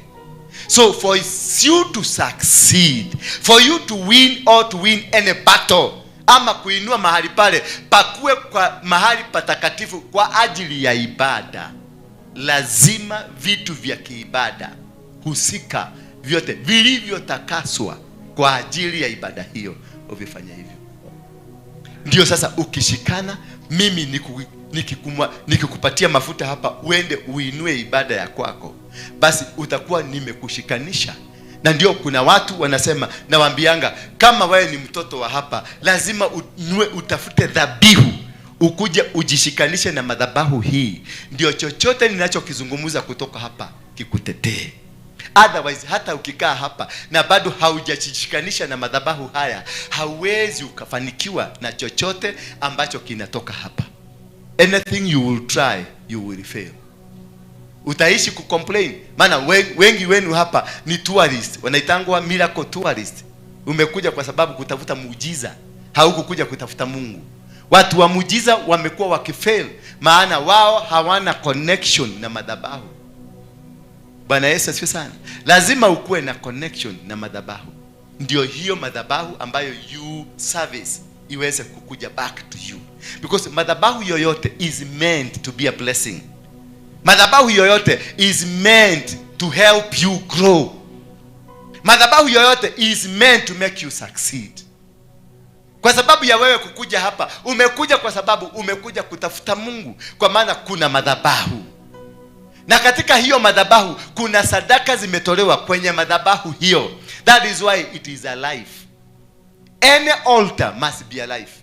Any altar, whatever you do with it, lazima ikuwe hai, ndio iweze kuzungumza katika maisha yako. So mwanzo kabisa, na kabla ukuje kujishikanisha na madhabahu hii, ni muhimu kujiuliza, baba yako, guka yako, generation ya kwenu walikuwa kwenye madhabahu gani? Walikuwa wanatumikia madhabahu ya Mungu ama ya shetani? Because that was very crucial. Because ukikuja ushikane na mimi, na madhabahu hii ni Mungu ameniambia nifungue, maanisha madhabahu hii ni ya Mungu. Ukikuja ukae chini yangu, nitakuinulia vita kwenu. Maana madhabahu ya kwenu ya uganga itainuka, itaripoti kule wanaripoti, kusemekana kuna kamutu kamoja kameasi kwenye familia yetu. Kwa nini? Nitakapokuwa hapa, maneno ya baraka ninaachilia maneno yataenda mpaka kwenu, na yakienda mpaka kwenu yanaenda kuchokoza mizimu ya kwenu, yanaenda kuchokoza madhabahu ya kwenu. By the time ukifika, utakuta familia mzima ndio nasikiaga mudeo kile litatora hoire ndakinyira mushede yako na mutumia ndarenda kujariria. Ni kwa nini? Kwa sababu kuna madhabahu kwenu ambayo pia iko na sauti. Ndio kwa maana ulienda na bibi yako ndio amebeba nini? Hiyo madhabahu. Na bwana yako ndio amebeba hiyo madhabahu.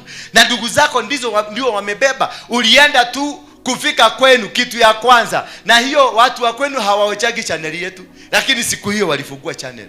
Kufungua tu walikuta ni wewe ukifanywa deliverance. Wanasema, "Hizo tikwenda hadi madi akani tu nitatu tu agoma." Nura muona tamwikire wana tane oya akire koma mutheri eno akire koma oya honokire ri oyo ramaruta ngoma ri ahonokire kwa sababu madhabahu imeinuka inamuuliza ulienda huko kufanya nini. Na sisi hapa tuko na kingdom yetu, so unakuta the kingdom here is fighting that other kingdom. Na sasa kwa sababu you are not ready, you are not strong, you have no attachment here, ile ya huko itakugonga. Iko na nguvu. Hata nikikuombea, hata nikikuwekelea mikono na haujajipatanisha na madhabahu ya hapa, hii haitakupigania. Utaenda huko, you be alone, because still you are answerable to that altar. Sasa wewe umekuwa muasi na watadili na wewe kama muasi. Bwana Yesu asifiwe sana. Watadili na wewe kama nini? Kama muasi. Na that's the danger of kwenda kuinukia madhabahu ambayo you are not ready to fight. If you know you are not ready for the fight, stop the fight. If you know you are not ready kuingia kupenya, hata Nairobi hii wakati tulifungua hapa, nilinyemelea Nairobi, si kuingia venye watu wengine wangetaka niingie, because I am popular. Ningetaka kutangaza na maredio na kila kitu, watu wajae wengi wajae, ningefanya hivyo, but nilielewa mji wa Nairobi uko na wenyewe. Kwa hivyo nilinyemelea pole pole. Na nikakaa karibu na Mungu ndio niendelee kupata ufunuo, ni wapi nimekanyaga, ama nimekanyaga bomb, ama nimekanyaga guruneti. Ndio niende pole pole, Mungu aende akinijenga na nikishinda one after the other one. You cannot win 10 battles at the same time. You can never win 20 battles at the same time. You win one after the other one. Unavunja battle moja, unaingia kwa hiyo ingine. Unavunja moja, unaingia kwa hiyo. That's we are in the battlefield. Hata sasa mimi bado nang'ang'ana. Hapa nimetumiwa watu wengi ambao wamekuja kuniroga. Hapa ni wengi sana. Because the other kingdom is not happy with me. Wametumwa na wameambiwa, nenda ukae huko, umake sure huyo jamaa hahubiri. Kama leo nilijua walikuwa wamefuga kwa kutuga uhubiri. Walikuwa wamefuga. Walikuja wakamwaga mafuta paka hapa. Unaona hapa kwa stairs za kuingia hapa kwangu. Walimwaga mafuta hapo. Wamemwaga mafuta mpaka mahali naweka parking gari yangu. Wamemwaga mafuta. Jinsi gari inasimamaga, wamemwaga mafuta hivi.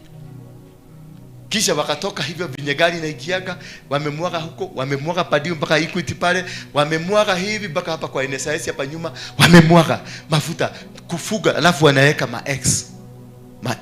Wamekuja mpaka hapa kwa hii mlango yetu, walikuja wakaeka X hapo na mafuta. Wakaenda pale kwa ile nini ya kuingia, pale mnakuja mkiingia, wameweka nini? X, watu wakiingia. Bwana Yesu asifiwe sana. So na Mungu akanipatia ufunuo, nikawajua. Nikatoka nyumbani usiku, nikakuja nikawakuta wakifanya hivyo. Hiyo wakati niliwakuta wakifanya hivyo, walitoroka, lakini nikajua kitu kimoja, nimeshinda hiyo vita. Kwa sababu Mungu akikuonyesha na ukajua, unajua umeshinda gani. Na haifanywi na mtu mwingine, inafanywa na manyuru. Si mtu mwingine, ni manyuru. Bwana Yesu asifiwe sana. Hata miaka wale watu wamekaa pale, they are there. Wale ni monitoring spirit, wanakaaga pale. Na wana monitor na wanahesabu mpaka wale watu wameingia, ndio waambiwe inaaguka ama inapanda. Bwana Yesu asifiwe sana. Nikafanya mtu mwingine alikuwa ametumwa hapa, nikamfanya deliverance. Wakasema sisi tulienda Nigeria kwa mtu anaitwa Isiginia. Isiginia alitupatia nini? Kachupa kako na damu ya binadamu. Tumezika wapi? Kwenye roundabout. Akatuelezea, nikatuma majamaa wawili hapa, nendeni hapo mumeelezewa. Ni kwa kakona, mkienda kwa hii na hii na hii pila hivi na hii ile kwa ile kitu pale, mchimbe kwa kakona kamoja on the left side. Wakaenda, walitoa kachupa, walilete hapa.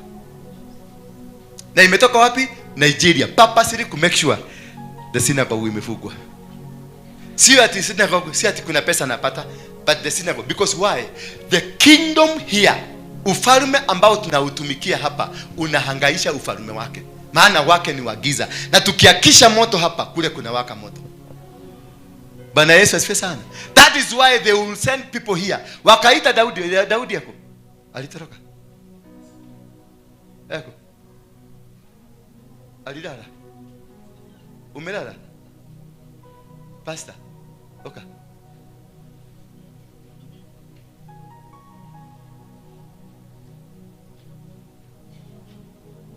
No, nagoma sia kwa manyeru.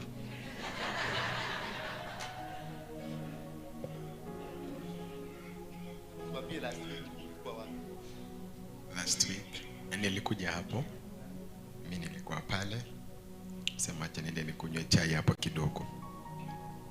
Kakutana hapo na madam mwingine mzito hivi. Amen. Kakutana na madam mwingine pale, akaniambia, "Are you Pastor David?" Nikamwambia, "Yes." "Wewe ndio unahudumu hapo?" "Yes." Akaniambia kwamba Pastor Manyuru anakuhitaji kuja kufungulia kanisa ama uwe assistant pastor wake, maana uko juu. Alimuuliza, "Are you?" Kwa hivyo wanamjua. Bwana Yesu sio sana. Wanafanya nini? Ati waende wamfungulie kanisa. Ni kwa sababu hapa ni supermarket. Unaona? So they have their people here. They are monitoring. Hizo ndizo tunaitanga monitoring spirit. Have their people in your marriage. They have kept their people, their spirit there. They have their people in your businesses. They have their people in whatever that you do. Wako huko. You are not free. They keep following you. Wamemwaga mafuta, imekataa kufanya kazi. Sasa wamesema let us go physical. Na ukiona wakienda physical, they are defeated. Hapa wanafunga na tumeifunga katika jina la Yesu Kristo. Sasa umeona, they know David. Tulikuwa na mwingine hapa, alikuwa mwimbaji hapa, na yeye walimuita hivyo. Yeye alipatiwa 100,000 na yeye akafunguliwe kanisa, akuje aniwekee sumu. Na aliniwekea, mnakumbuka? Ile simu alikumbuka.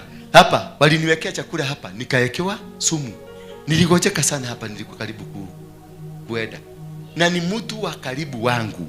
In fact nilikuwa nasimamaga hapa kanisani naambia watu, ukitaka kujua historia yako vizuri kabisa, ulizeni huyu. Kumbe ashaweka yako na shilingi kwa mfuko. Na wakamwambia wanamfungulia kanisa. Saizi huyo mjamaa anaitagwa Don. Saizi if I can call him now, ni mlevi, anaishingi kule Mathare. Ni mlevi ajabu, anakunywa chang'aa.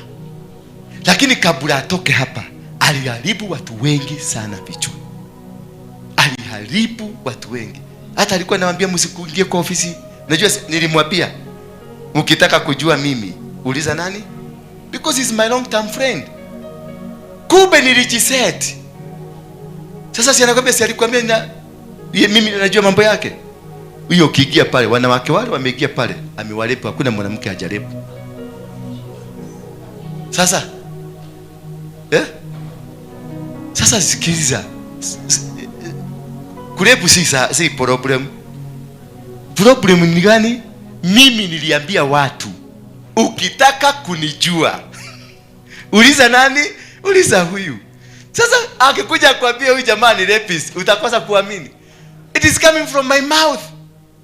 Bwana Yesu asifiwe sana. Hallelujah. And this is what we call a Sunday David. Ikaraha. Aka hapa, usiende huko. Nataka niangalie roho ya Manyuru. Siangalie mpaka socks. Ala. Toka ha. Oka. Tagusia toki huko.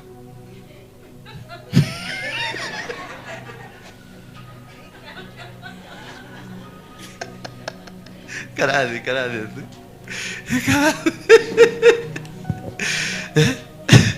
Que Dios caburedo aquí.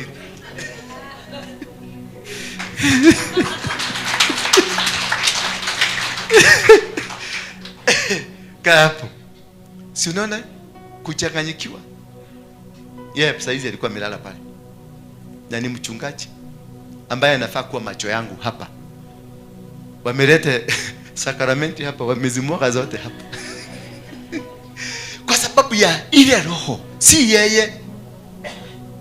yeye alikuwa attacked, lakini kuna maagenti wengine wengi walitumwa.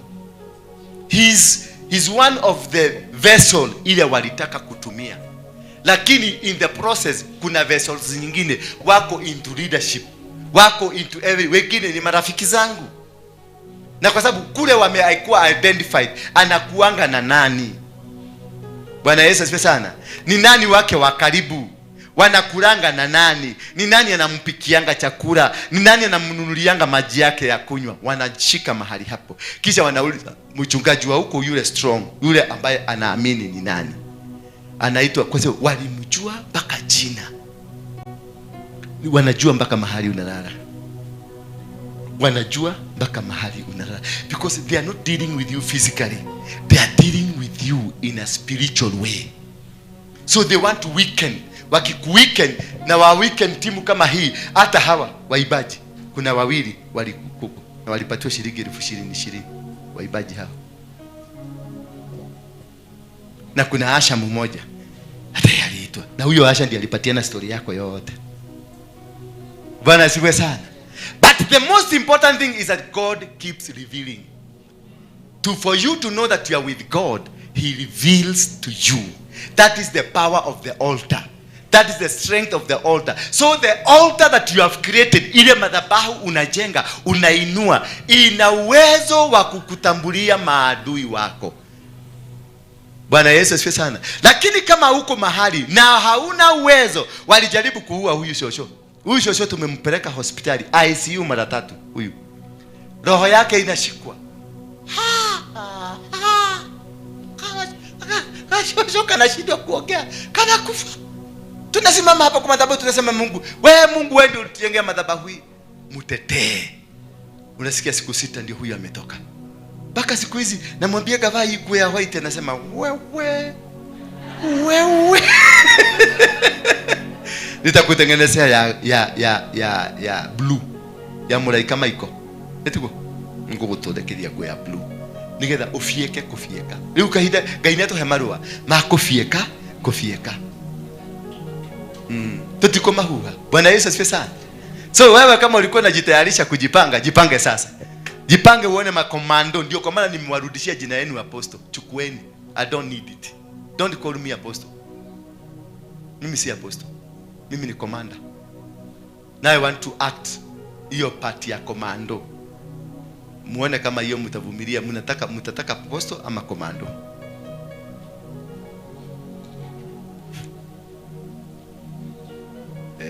Acha sasa niingie kwa komando. Tuchukane na nyinyi miezi ngapi? 6 ya ukomando mzuri. Na kama wewe ni wa kutoka, utoke leo, usiwahi rudi hapa tena. Uende ukiedaga, usiende ati kujaribu, uende kabisa. I'm not looking for followers. I'm looking for righteous people. Tuende biguni. Lakini wafuasi, mimi nilikuwa kiongozi wa Mugeke, niliokosa watu 4 million. Faithful, waizi na wakora na wauaji tupu. Walikuwa nabeba mapanga na mabuduki. Na mimi ndio nilikuwa kiongozi wao. Kiongozi wa kundi haramu ya Mugeke. Ulikuwa unajua hivyo? Ulikuwa unajua? Ni mimi. Mama amestuka. Kai, doko mweleta. Nani alikuambia ukuje leo? Ulinisikia wapi? Kwa YouTube. Doko mweleta kule Muroka.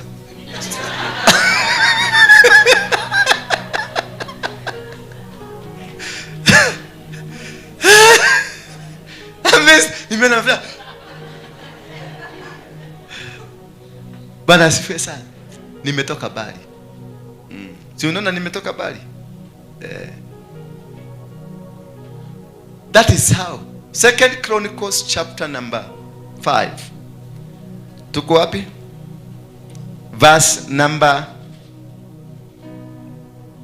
Chapter number 6 verse 1. Tumezungumzia kulete vitu ambavyo ni vya kimadhabahu. 2 Chronicles chapter number 6. Ndipo Suleimani akanena. Sikiliza sasa. Step 3. Tumeingia step 1 ni kujenga. Step 2 ni kuleta vitu ambavyo ni vihusika kwenye madhabahu. Na step 3 ndio hiyo. Ndipo Suleimani akanena, Bwana alisema ya kwamba atakaa katika giza nene. Alafu lakini nimekujengea nyumba ya kukaa, iwe mahali pa makao yako milele. 3. Mfalme akageuza uso wake akawabarikia mkutano wote wa Israeli, na mkutano wote wa Israeli wakasimama. 4 akasema, Bwana Mungu wa Israeli ahimidiwe, aliyenena kwa kinywa chake na baba yangu Daudi, akalitimiza ya mikono yake. Akasema 5, tangu siku ile nilipowatoa watu wangu katika nchi ya Misri, sikuchagua mji wowote wa kabila zote za Israeli ili kujenga nyumba jina langu liwe humo, wala sikumchagua mtu yeyote awe mkuu juu ya watu wangu Israeli. 6, lakini nimechagua Yerusalemu jina langu liwe humo, na Daudi nimemchagua awe juu ya watu wangu Israeli. 7, basi ilikuwa moyoni mwake Daudi baba yangu kujenga nyumba kwa jina la Bwana Mungu wa Israeli. 8, lakini Bwana akamwambia Daudi baba yangu, kwa kuwa ilikuwa moyoni mwako kujenga nyumba kwa jina langu, ulifanya vema kuwaza hivyo moyoni mwako. 9, lakini si wewe utakayejenga nyumba hiyo, ila mwanao atakayetoka katika viuno vyako, yeye ndiye atakayejenga nyumba kwa jina langu. 10, basi Bwana amelitimiza neno hili alilolinena, nami nimesimama mahali pa Daudi baba yangu na kuketi katika kiti cha enzi cha Israeli kama Bwana alivyoahidi, nami nimeijenga nyumba kwa jina la Bwana la Mungu wa Israeli. 11, ndimo niliomoweka hilo sanduku ambalo ndani yake muna agano la Bwana alilolifanya na wana wa Israeli. 12, akasimama mbele ya madhabahu ya Bwana machoni ma mkutano wote wa Israeli, akainyosha mikono yake. 13, maana Sulemani alikuwa amefanya mimbari ya shaba, urefu wake mikono 5 na upana wake mikono 5 na kwenda juu kwake mikono 3, na kuisimamisha katikati ya ua. Akasimama juu yake, akapiga magoti mbele ya mkutano wote wa Israeli, akaikunja mikono yake kuelekea mbinguni. Akaikunjua mikono yake kuelekea mbinguni, akasema, Bwana Mungu wa Israeli, hakuna Mungu kama wewe mbinguni wala duniani, uishikae maagano na rehema kwa watumishi wako waendao mbele zako kwa moyo wao wote. 15, uliyemtimizia mtumishi wako Daudi baba yangu ahadi uliyomwahidi, nami ulinena kwa kinywa chako, ukayatimiza kwa mkono wako, kama ulivyosema leo. Ya kwamba step number 3 ni kutakaza mahali pale. Unapainua pakuwe mahali pasafi kwa ajili ya ibada. Bwana Yesu asifiwe sana. Pakuwe nini? Mahali pasafi kwa ajili ya nani? Ya ibada. Kwa hivyo hizo step 3 ndizo zitakutenganisha na madhabahu ya mizimu ya baba yako, ya mama yako, ama ya guka, whatever it is in the family. That is 3 steps ambazo zitakutenganisha, zitakutoa kwenye madhabahu ya shetani, zitakutoa kwenye madhabahu ya baba yako, madhabahu ya guka, madhabahu ya shosho, madhabahu ya maeneo ambayo uko. Hizo ndizo ambazo zitakusaidia sana katika kuondoka katika njia hizo. Bwana Yesu asifiwe sana. Tupate 2 Chronicles chapter number 7 verse number 1 to number 4. Then after you make it holy, you make it clean, you dedicate it. Bwana Yesu asifiwe sana. Hello. Mnanielewa lakini? Are you getting it? Tumejenga madhabahu mpaka hapo tumefika? Hivyo ndivyo nataka mkienda nyumbani mkafanya hivyo. Muthimu akeke gogona, o mundu akeke gogona wake. Oshoke goka nega kuhe maguta makurathima. After 7 days ukuje. Niko kwa sababu sitaenda kwa boma ya kila mtu, nitapatia mafuta. Uende ubariki, utakasa. Ama tukuje hapa tuombe kwa pamoja. Uende ubariki. Sasa Sunday mtakapokuja, mkuje na dhabihu ya kuinua madhabahu ya kwenu. Ndio ukiwa kweko utaweza kutawala area hiyo yote ya kwenu. Utavunja wachawi wote, utaharibu kazi zao zote kabla hata utoke nyumbani ukuje hapa. You already won the battle. Suleiman, basi chapter number 7 inasema basi Suleiman alipokwisha maombi hayo, moto ukashuka. Hello. Kwa hivyo madhabahu unapoijenga, lazima moto ya Mungu ifanye nini? Ishuke. Ndio watu wajue kwamba Mungu yuko katika mahali hapa. Basi Sulemani alipokwisha maombi hayo, moto ukashuka kutoka mbinguni, ukateketeza sadaka ya kuteketezwa na dhabihu. Utukufu wa Bwana ukaijaza. Lazima kukuwe na evidence that God has spoken. Bwana Yesu asifiwe sana. Madhabahu yoyote ambayo haina evidence Mungu ananena, haina utukufu wa Mungu.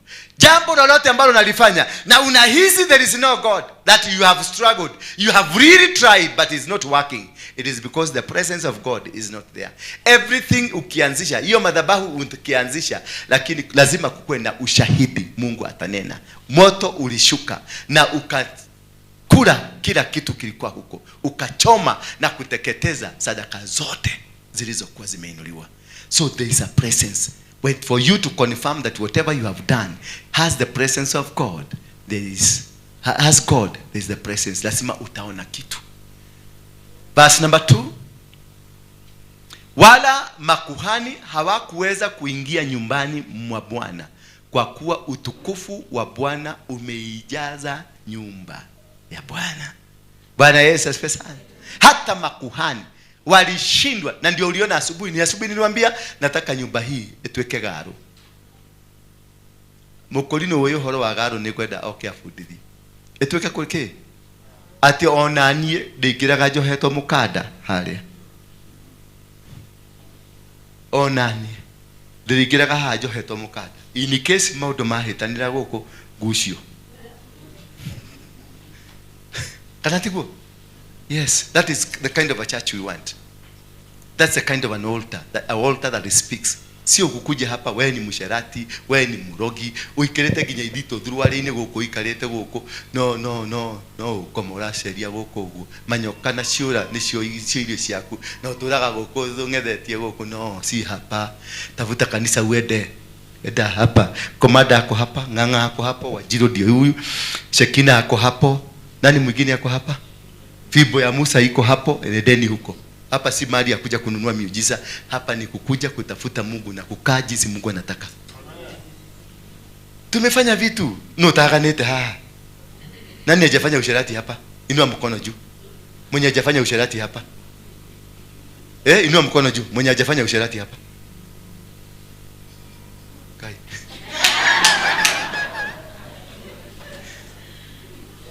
Kalia dena.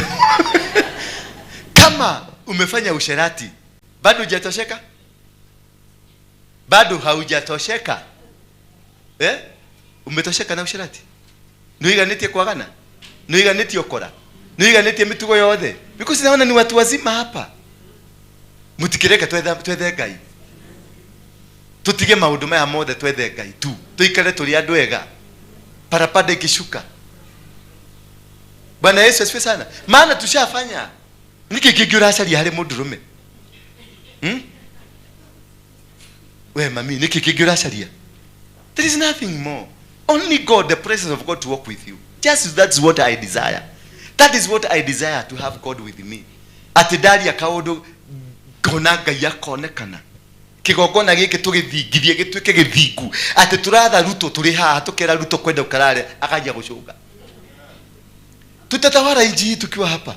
Unaona hapa? Tutatawala nchi hii tukiwa hapa. Lakini si nikiwa na nyinyi. Mnataka nikuwe na nani? Mtawacha tabia mbaya? Inua mkono yako kama utawacha tabia mbaya. Kama utawacha tabia mbaya, mkono yako. Mtawacha uchawi? Inua mkono wako kama mtawacha uchawi. Ngai. Kamurale ikiate ya. Kamuma ikiate ya. Bwana Yesu asifiwe sana. Mbarikiwe sana, maana that is how the church should be. Happiness. Tigo ikaraga muka muhujagire modo. Bwana anasema mnaenda kubarikiwa, mnaenda kwa mama yakakakako. Hiyo ni ujinga. Tusemesane, tuongee. Nikupatie neno likubariki na wewe unipatie lako linibariki. Bwana Yesu asifiwe sana. Ama mnataka hiyo? Nianze hiyo. Ninajua. Mumeisikia? Au mumeizoea sana? So let us strive kumwamudhi tubadilike. Nataka leo kwa sababu najua sisi wote hapa. Sisi wote ni vingei tupu. Hapa. Ici ni jakiri theri. Ndicitongoretie. Ginya atumia urona ino nimekora na athuri aya. Ndicitongoretie tondu nani ndire mwega. Niko ya ndi muru, te kodora maitho matha. Ata niko ndira mwonaga YouTube miko ne mundu mwega. Ugu akora we muru, ndire kindu kiega. Tandura wega. One, ndire. Nika kuoje kirete kega. Kule iguru ndigweci ndi mwandike handu hari andu ariega. Ndire. Nikifikiria nikiangalia vitendo yangu na tabia zangu bado sijaandikwa. Leo nataka niandikwe. Tuseme ni amen. Leo tuandikwe, si ndio? Tuache tutige mituweo miuru. Tutige masegenyo, tuache kudukana visu, tuache kulimana, tuache kuagushana. Tuinue jina la Mungu. Maana Yesu Bwana ametufundisha jinsi ya kujenga madhabahu ya utukufu wake. Tuendelee mami. Nani yako kwa system? Media ama walienda kulala?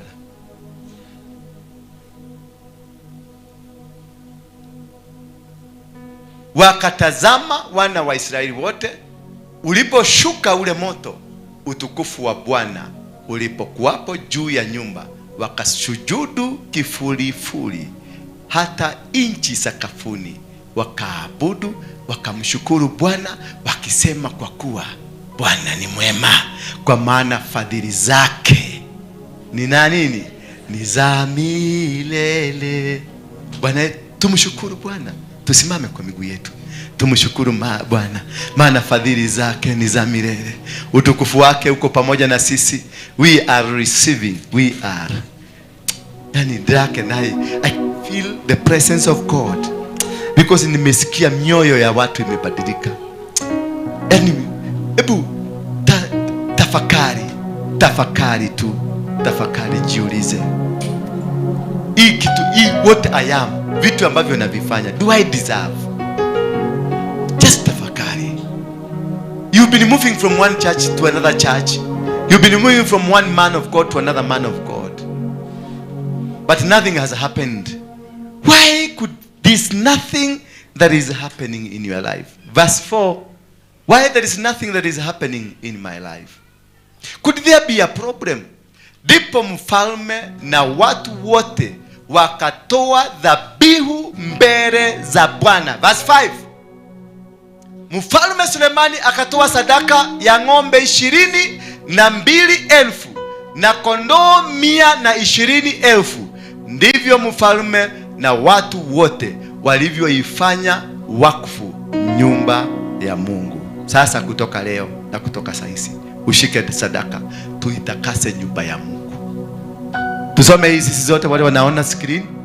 Mfalme Sulemani akatoa sadaka ya ng'ombe 22,000. That's 22,000.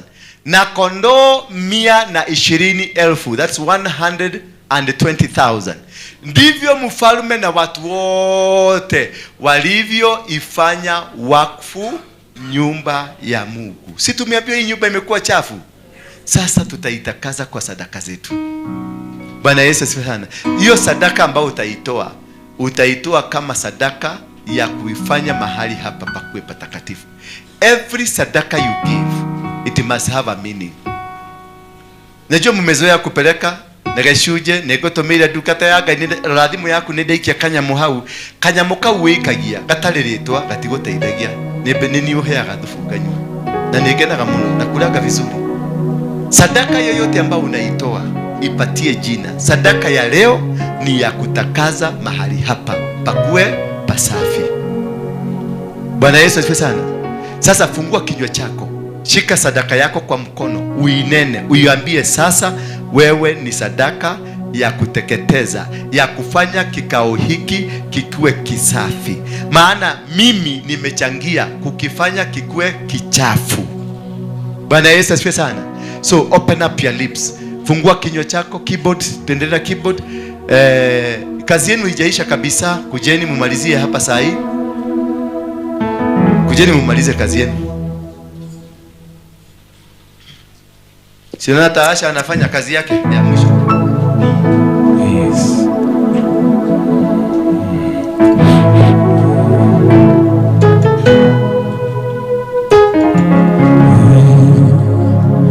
Naleta sadaka za sifa kwako Bwana, heshima na mamlaka zipokee. Mtakatifu, Mtakatifu, na kuita mtakatifu. Oh Yesu, wewe mtakatifu.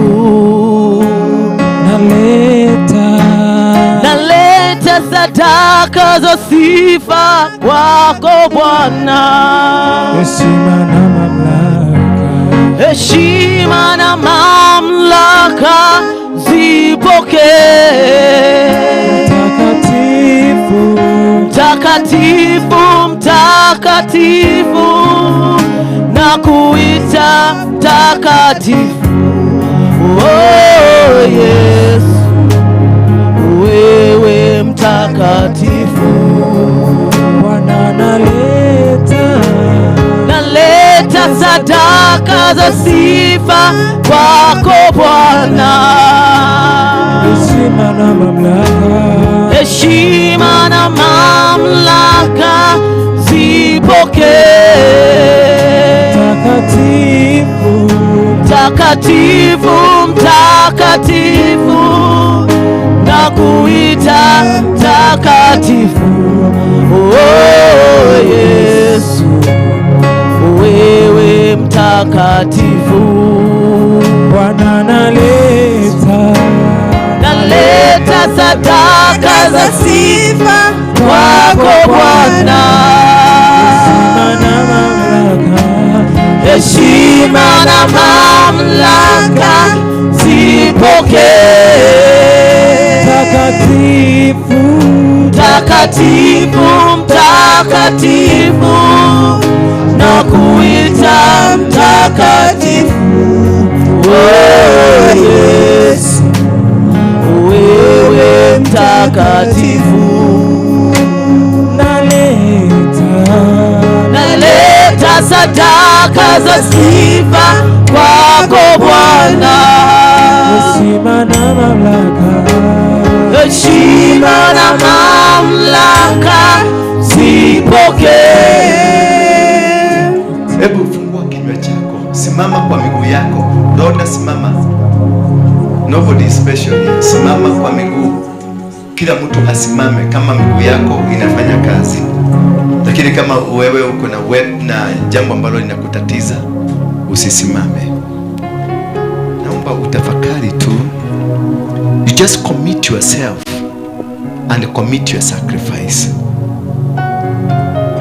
to the dedication of the holiness, not only for this sanctuary but yourself, because you are the first sanctuary. Fungua tu mdomo wako, jinenee na unenee your sacrifice. Talk to it. Dhabihu ni kitu muhimu sana katika maisha yako. Izungumzie, miali yetu. Talk to it, tell it. Iambie, nimekuja hapa, mimi ni mchafu, sistahili hata kusimama mbele yako Mungu. Mungu, nikusikia. Angalia dhabihu hii ambayo naenda kuitoa, ikubalike machoni mwako, ifanyike chombo ambacho kitakuwa cha utakaso, ambacho kitakuwa ni cha utakaso katika maisha yangu. Ninaona watu ambao walikuwa wamefungwa na manyoka wameanza kufunguliwa. Wengine walifungwa na uchawi na uganga na urogi wameanza kufunguliwa. Wengine walikuwa wamefungwa katika minara mbalimbali wameanza kufunguliwa. Weka hapa. Wengine walikuwa wamefungwa katika maisha yao, watoto wao wamefungwa, biashara zao zimefungwa, ndoa zao zimefungwa, huduma zao zimefungwa. But I can see God setting them free. You are being set free. You are being set free. You are being set free. You are being set free.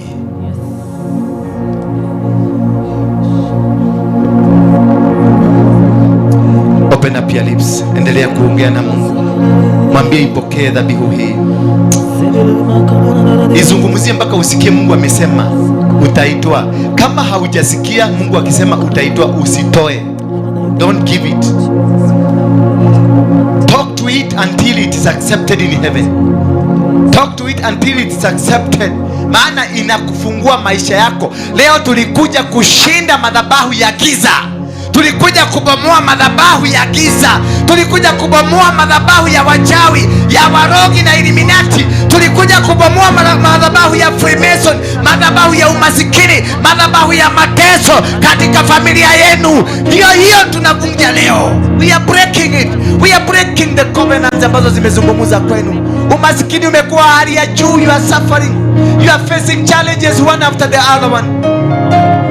You have failed in your fields.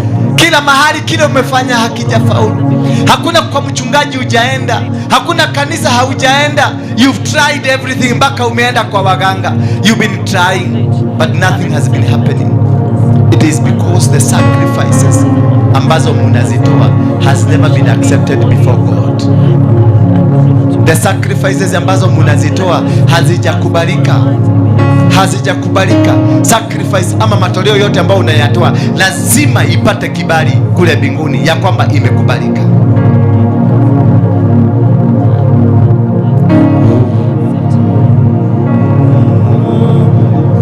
Volume. Mwambie Baba, kubali sadaka hii. Kubali iwe ni sadaka ya kuteketezwa. Kubali, maana unafiki uliokuwa ndani yangu nimeutubu. Kubali, mwambie Mungu, maana uchawi uliokuwa ndani yangu nimeuondokea. In the mighty name of Jesus.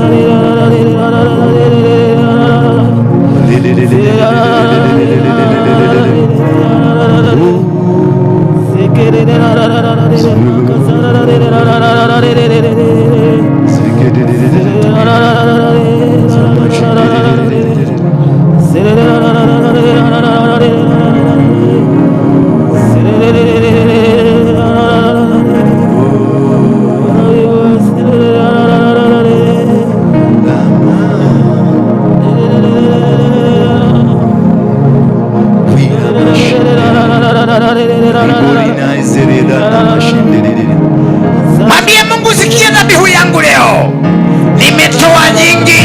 Nimetoa nyingi lakini hazifanyi kazi. Na kuomba Baba, na kuomba leo, sikia matatizo yangu.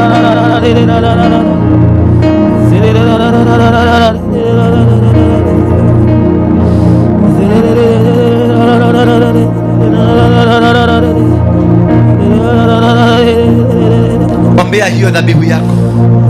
Iombee Bwana, umetoa nyingi na nothing has worked. Umetoa maelfu mengi lakini nothing has worked. Mpaka saa hii hauna, umekuja na kitu kidogo. Ndio maana hata unajificha usionekane kile kitu unatoa. Lakini Bwana anasema sio wingi wa sadaka, ila ni moyo unaotoa ile sadaka.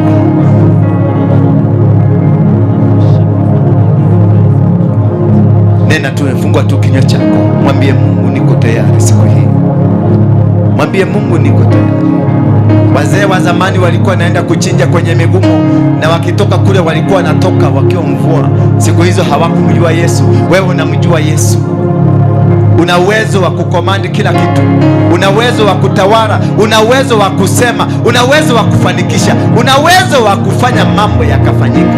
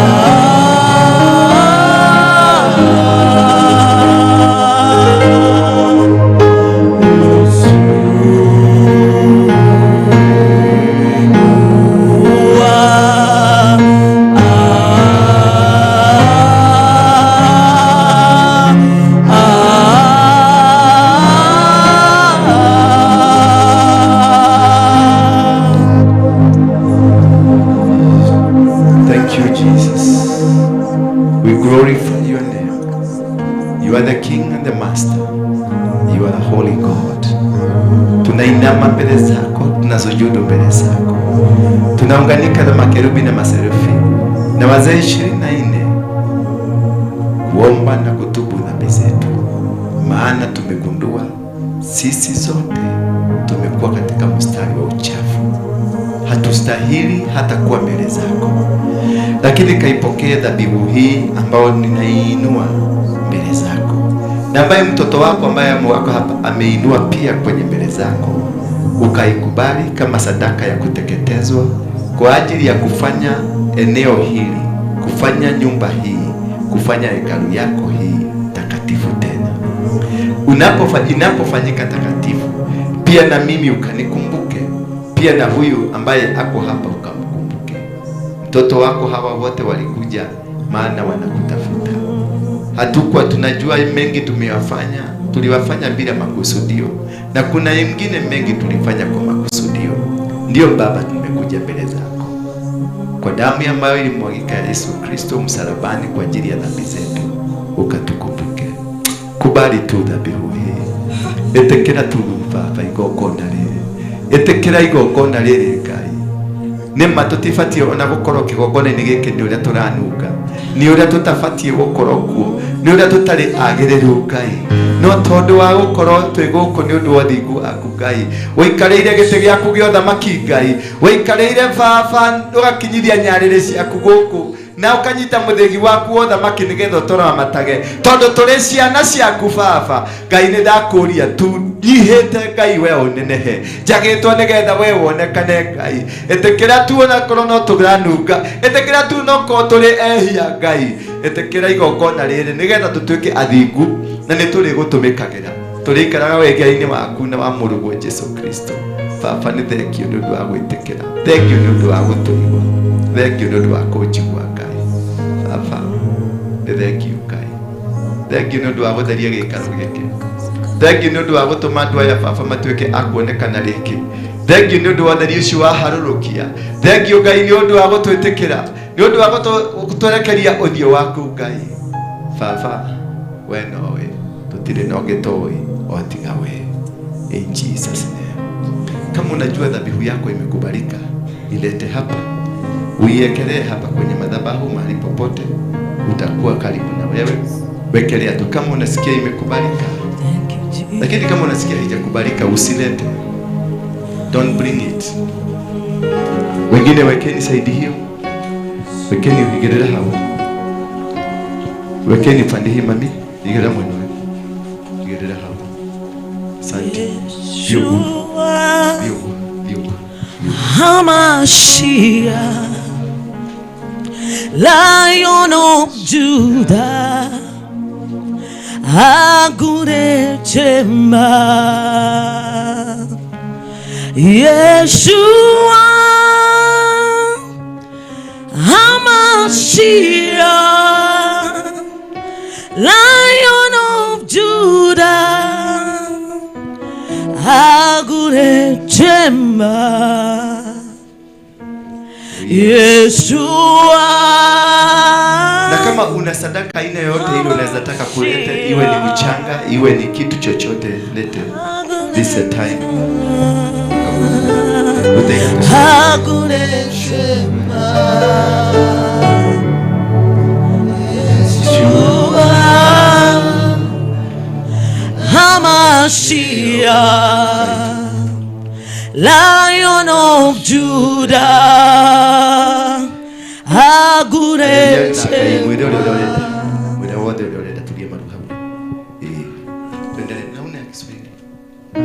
Yes, thank you, God bless you.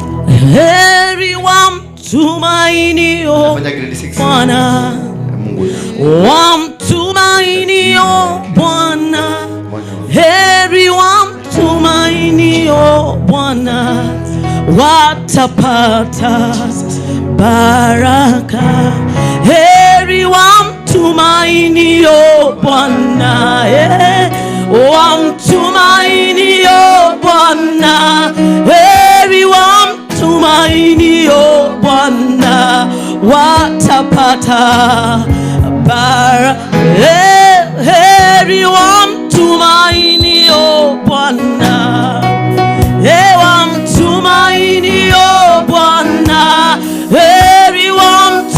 wamtumainio Bwana watapata baraka.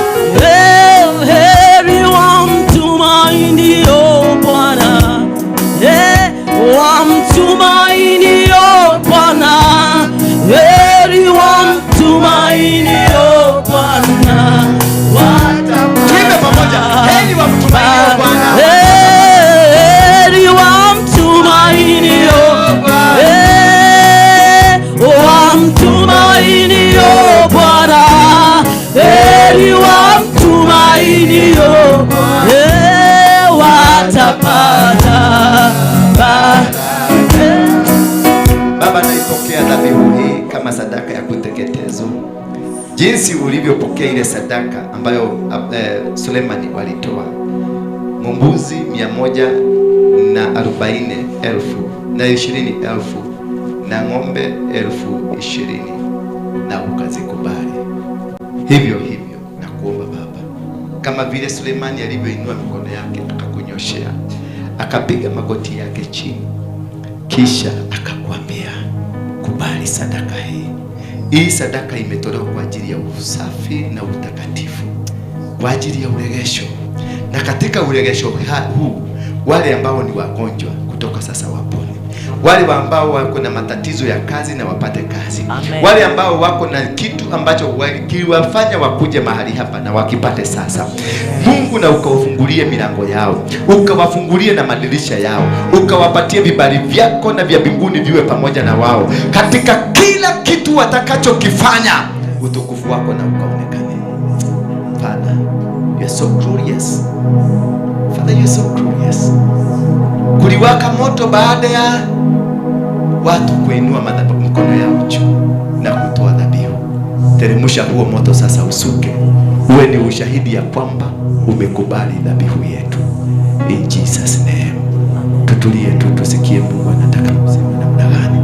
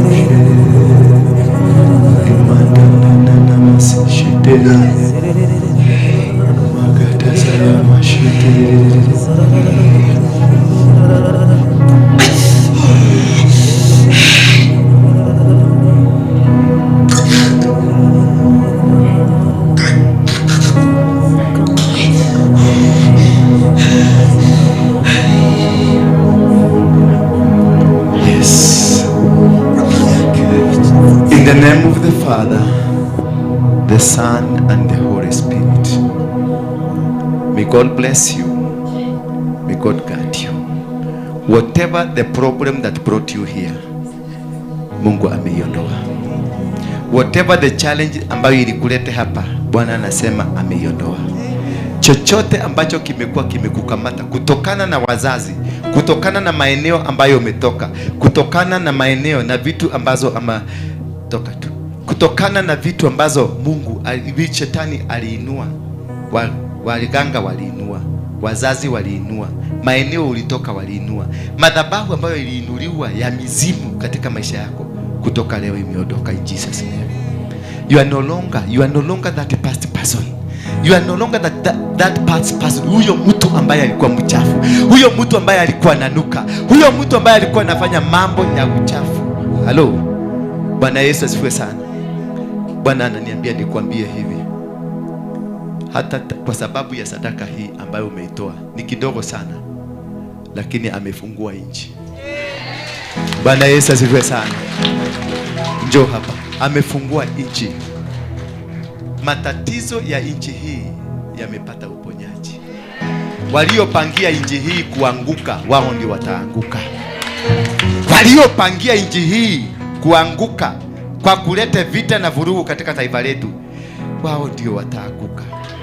Bwana ananiambia muinue mikono, tufunge Gates Foundation wasipate upenyo Kenya hii. Fungua kinywa chako ufunge Gates Foundation.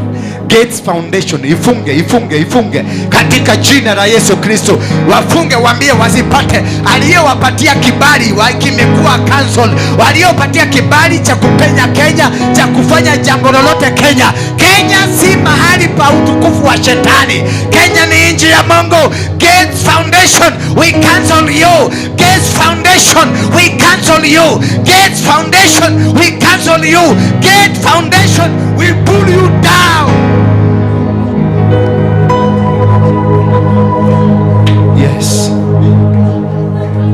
Yes. Mtu amshike tu mkono, mshike tu karibu, sio kumuumiza. Just handle her with care. An old man, mzee yule mzee kabisa sana. Mtu wa miaka 100. Mtu hapo na miaka 1, mwanaume aliye na miaka 100. Nimetengeneza njia. Hakuna atakayefunga njia zenu. Mimi nikiwa Mungu ninatazama.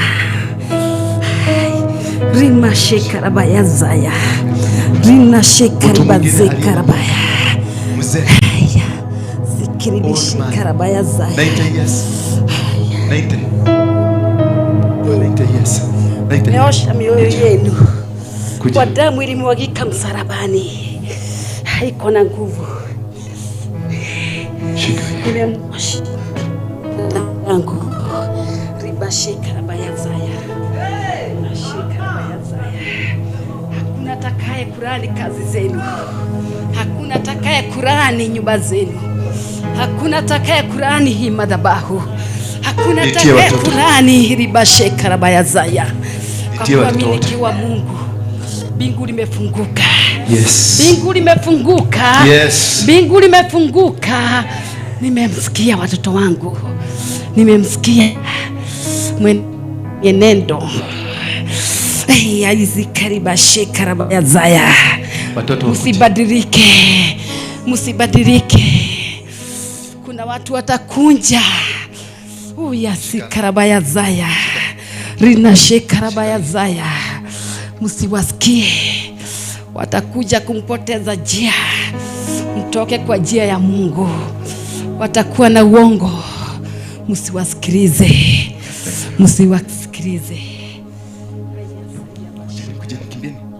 Thank you. God bless you. Shika hapa kipande cha bendera hii. Nyosheni mikono yenu hapa. Tunatoka kuomba kwa ajili ya Kenya. Wa Somalia walipanda bendera yao Isili na wakasema Isili is not Kenya. Hiyo ni vita wanataka kuchochea. Shikeni nyinyi watoto wote washike kipande cha flag. We need peace. Wametosha tu. Sasa wazee hawa wako na miaka 100, huyu ni ako na miaka 110 na huyu ako na miaka 90. Wamesimamia umri wa Kenya, waliopigania damu hii, wamesimamia damu ya Maumau iliyomwagika. Ni kigongona kia Maumau. Na hii bendera ya white inasimamia amani yetu. Bwana asifiwe sana. Nyosha tu mikono yako unene neno moja kuhusu taifa la Kenya. Uzingire damu ya Yesu katika mpaka wote unaopakana na Somalia, unaopakana na Ethiopia, unaopakana na Sudan, unaopakana na Uganda, unaopakana na Tanzania, unaopakana na Indian Ocean na unaopatikana na Somalia. In the mighty name of Jesus.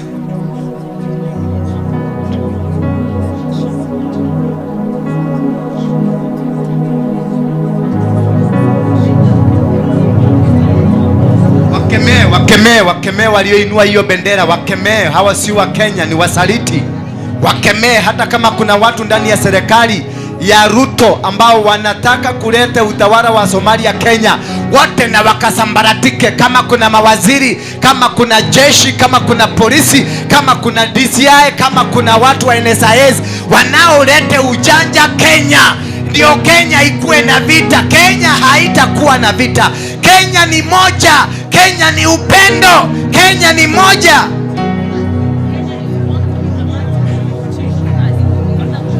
Sambaratisha mipango yao, hata biashara zao zote zianguke.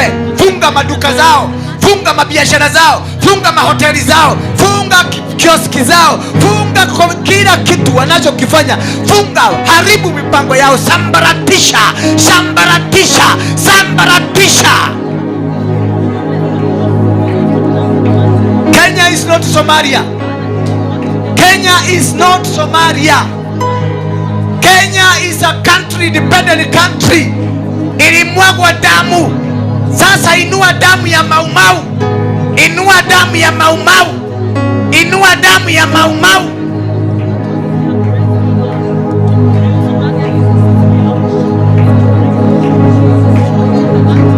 Ile damu ilimwagika ya Maumau.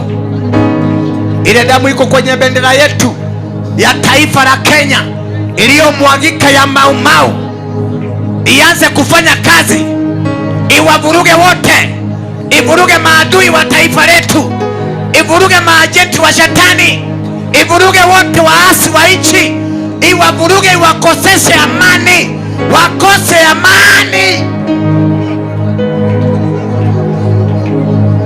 wakose amani, wakose amani. Tembeza mkono, tembeza kamera.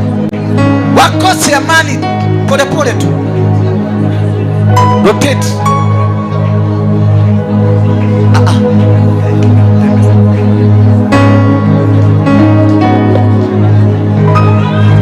Yes. Malaika Michael, mwite Michael afike mpaka kwa president wa Somalia, amunyamazishe. Majeshi wa Somalia na Al-Qaeda na Al-Shabaab wanyamazishwe, wanyamazishwe.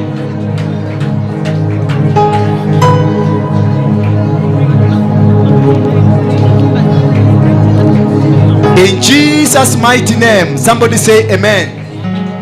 Sasa ninainua mchanga huu. Sasa wewe kwa imani yako ushike tu, ushike kama ni mchanga. Huu ni mchanga wa taifa la Kenya. Wakati Kenyatta alikuwa hai, alisema wale ambao walisaliti mchanga wa Kenya, mchanga wa Kenya uwachukie.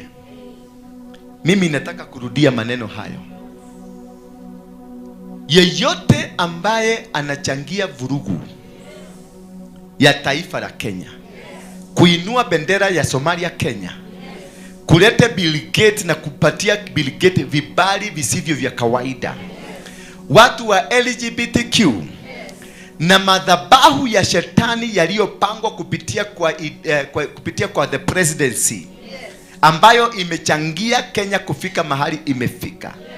Kutoka leo, wewe mchanga, sikia neno la Bwana. Mtu yoyote atakaye kuhusika katika kuuza Kenya kwa Adani, mtu yoyote atakaye husika kuuza Kenya kwa Somalia, mtu yoyote atakaye husika kuuza Kenya kwa Bill Gates, mtu yoyote atakaye kuuza Kenya kwa maadui wa Kenya hii, wewe mchanga, huyu mtu muandike. Mtu ambaye hata faulu kwa maisha yake, hata kizazi chake kiangamie. Andika huyu mtu ni kama mtu aliyekufa. Andika huyu mtu ni kama mtu aliyesambaratika. Mtu ambaye hata faulu katika maisha yake.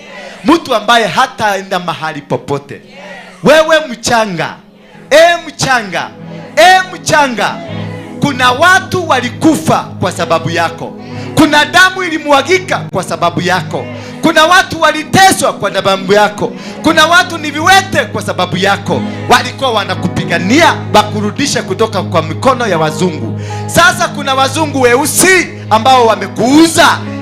Na kuambia hivi, kama uishivyo na kama neno la Bwana liishivyo, kutoka sasa kataa hawa watu. Usiwapatie chochote. Usiwapatie utawala wowote. Usiwapatie uongozi wowote. Hata mavuno yoyote usiwapatie. In Jesus name we pray. Semeni amen. Amen, amen, amen. Pigia Yesu makofi. Asanteni sana watoto. Umebarikiwa. Nendeni mkae chini sasa watoto. Babu, ende ukae chini. Mungu awabariki. Nataka kufanya maombi kidogo. Baba, katika jina la Yesu Kristo, nimeshika bendera ya amani. Huku bendera za Kenya zimesimama. Wewe bendera ya Kenya, wewe ndio madhabahu ya taifa letu.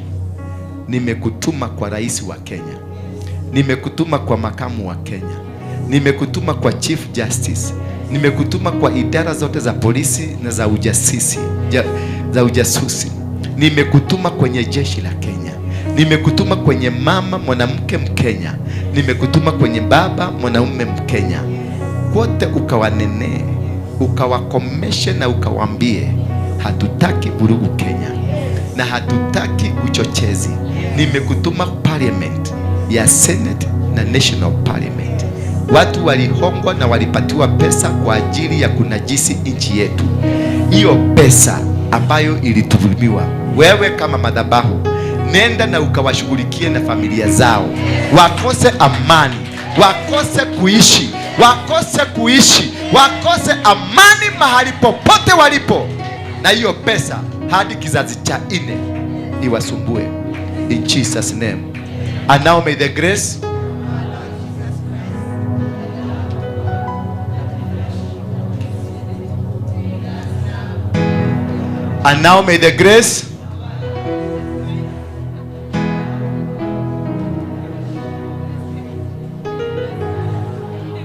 amen and amen. Sasa tuko na sakramenti hapa. Kama utajisikia uko sawa, ukuje uchukue.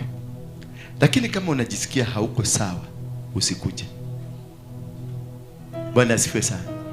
Kwa sababu already Mungu amechukua ushukani kwenye nyumba hii. Kama hujajua, ujue hivyo. We are no longer the church that you used to know. Something has changed. If you don't know something, so nani atashika hapa? Wachana na hiyo. Okay. Chukua hii. Itatosha watu hao wote? Haiwezi? Na ni nini mulileta? Atoya mena dena. Wale watakuja afternoon. Service afternoon tutafanya hiyo. Service afternoon tutaifanya kutoka 4:30. Tutaingia tu straight to deliverance. Lakini after that tutapata meza ya Bwana. Bwana Yesu asifiwe sana. Kwa hivyo ningewaomba mtulie mpaka hiyo wakati. Lakini sasa kimbia mahali ukunywe kikombe ya maji, alafu ukuje. Na sitaki kuona mtu saa hii, nataka kupumzika. Ndio tuongee na nyinyi. Si niona nimechoka? Si ndio? Kwa hivyo nenda ukunywe kikombe ya chai. Baada ya ibada tutakaa na wewe mpaka saa 6 usiku. And now may the grace again.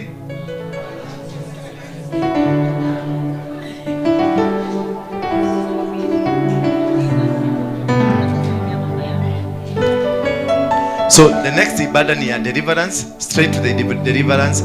Ukiwa uko na jambo lako, let's meet that time. And God bless you. So, kibieni lunch haraka haraka. Ni nini hiyo umeshika? Ni kitu yako?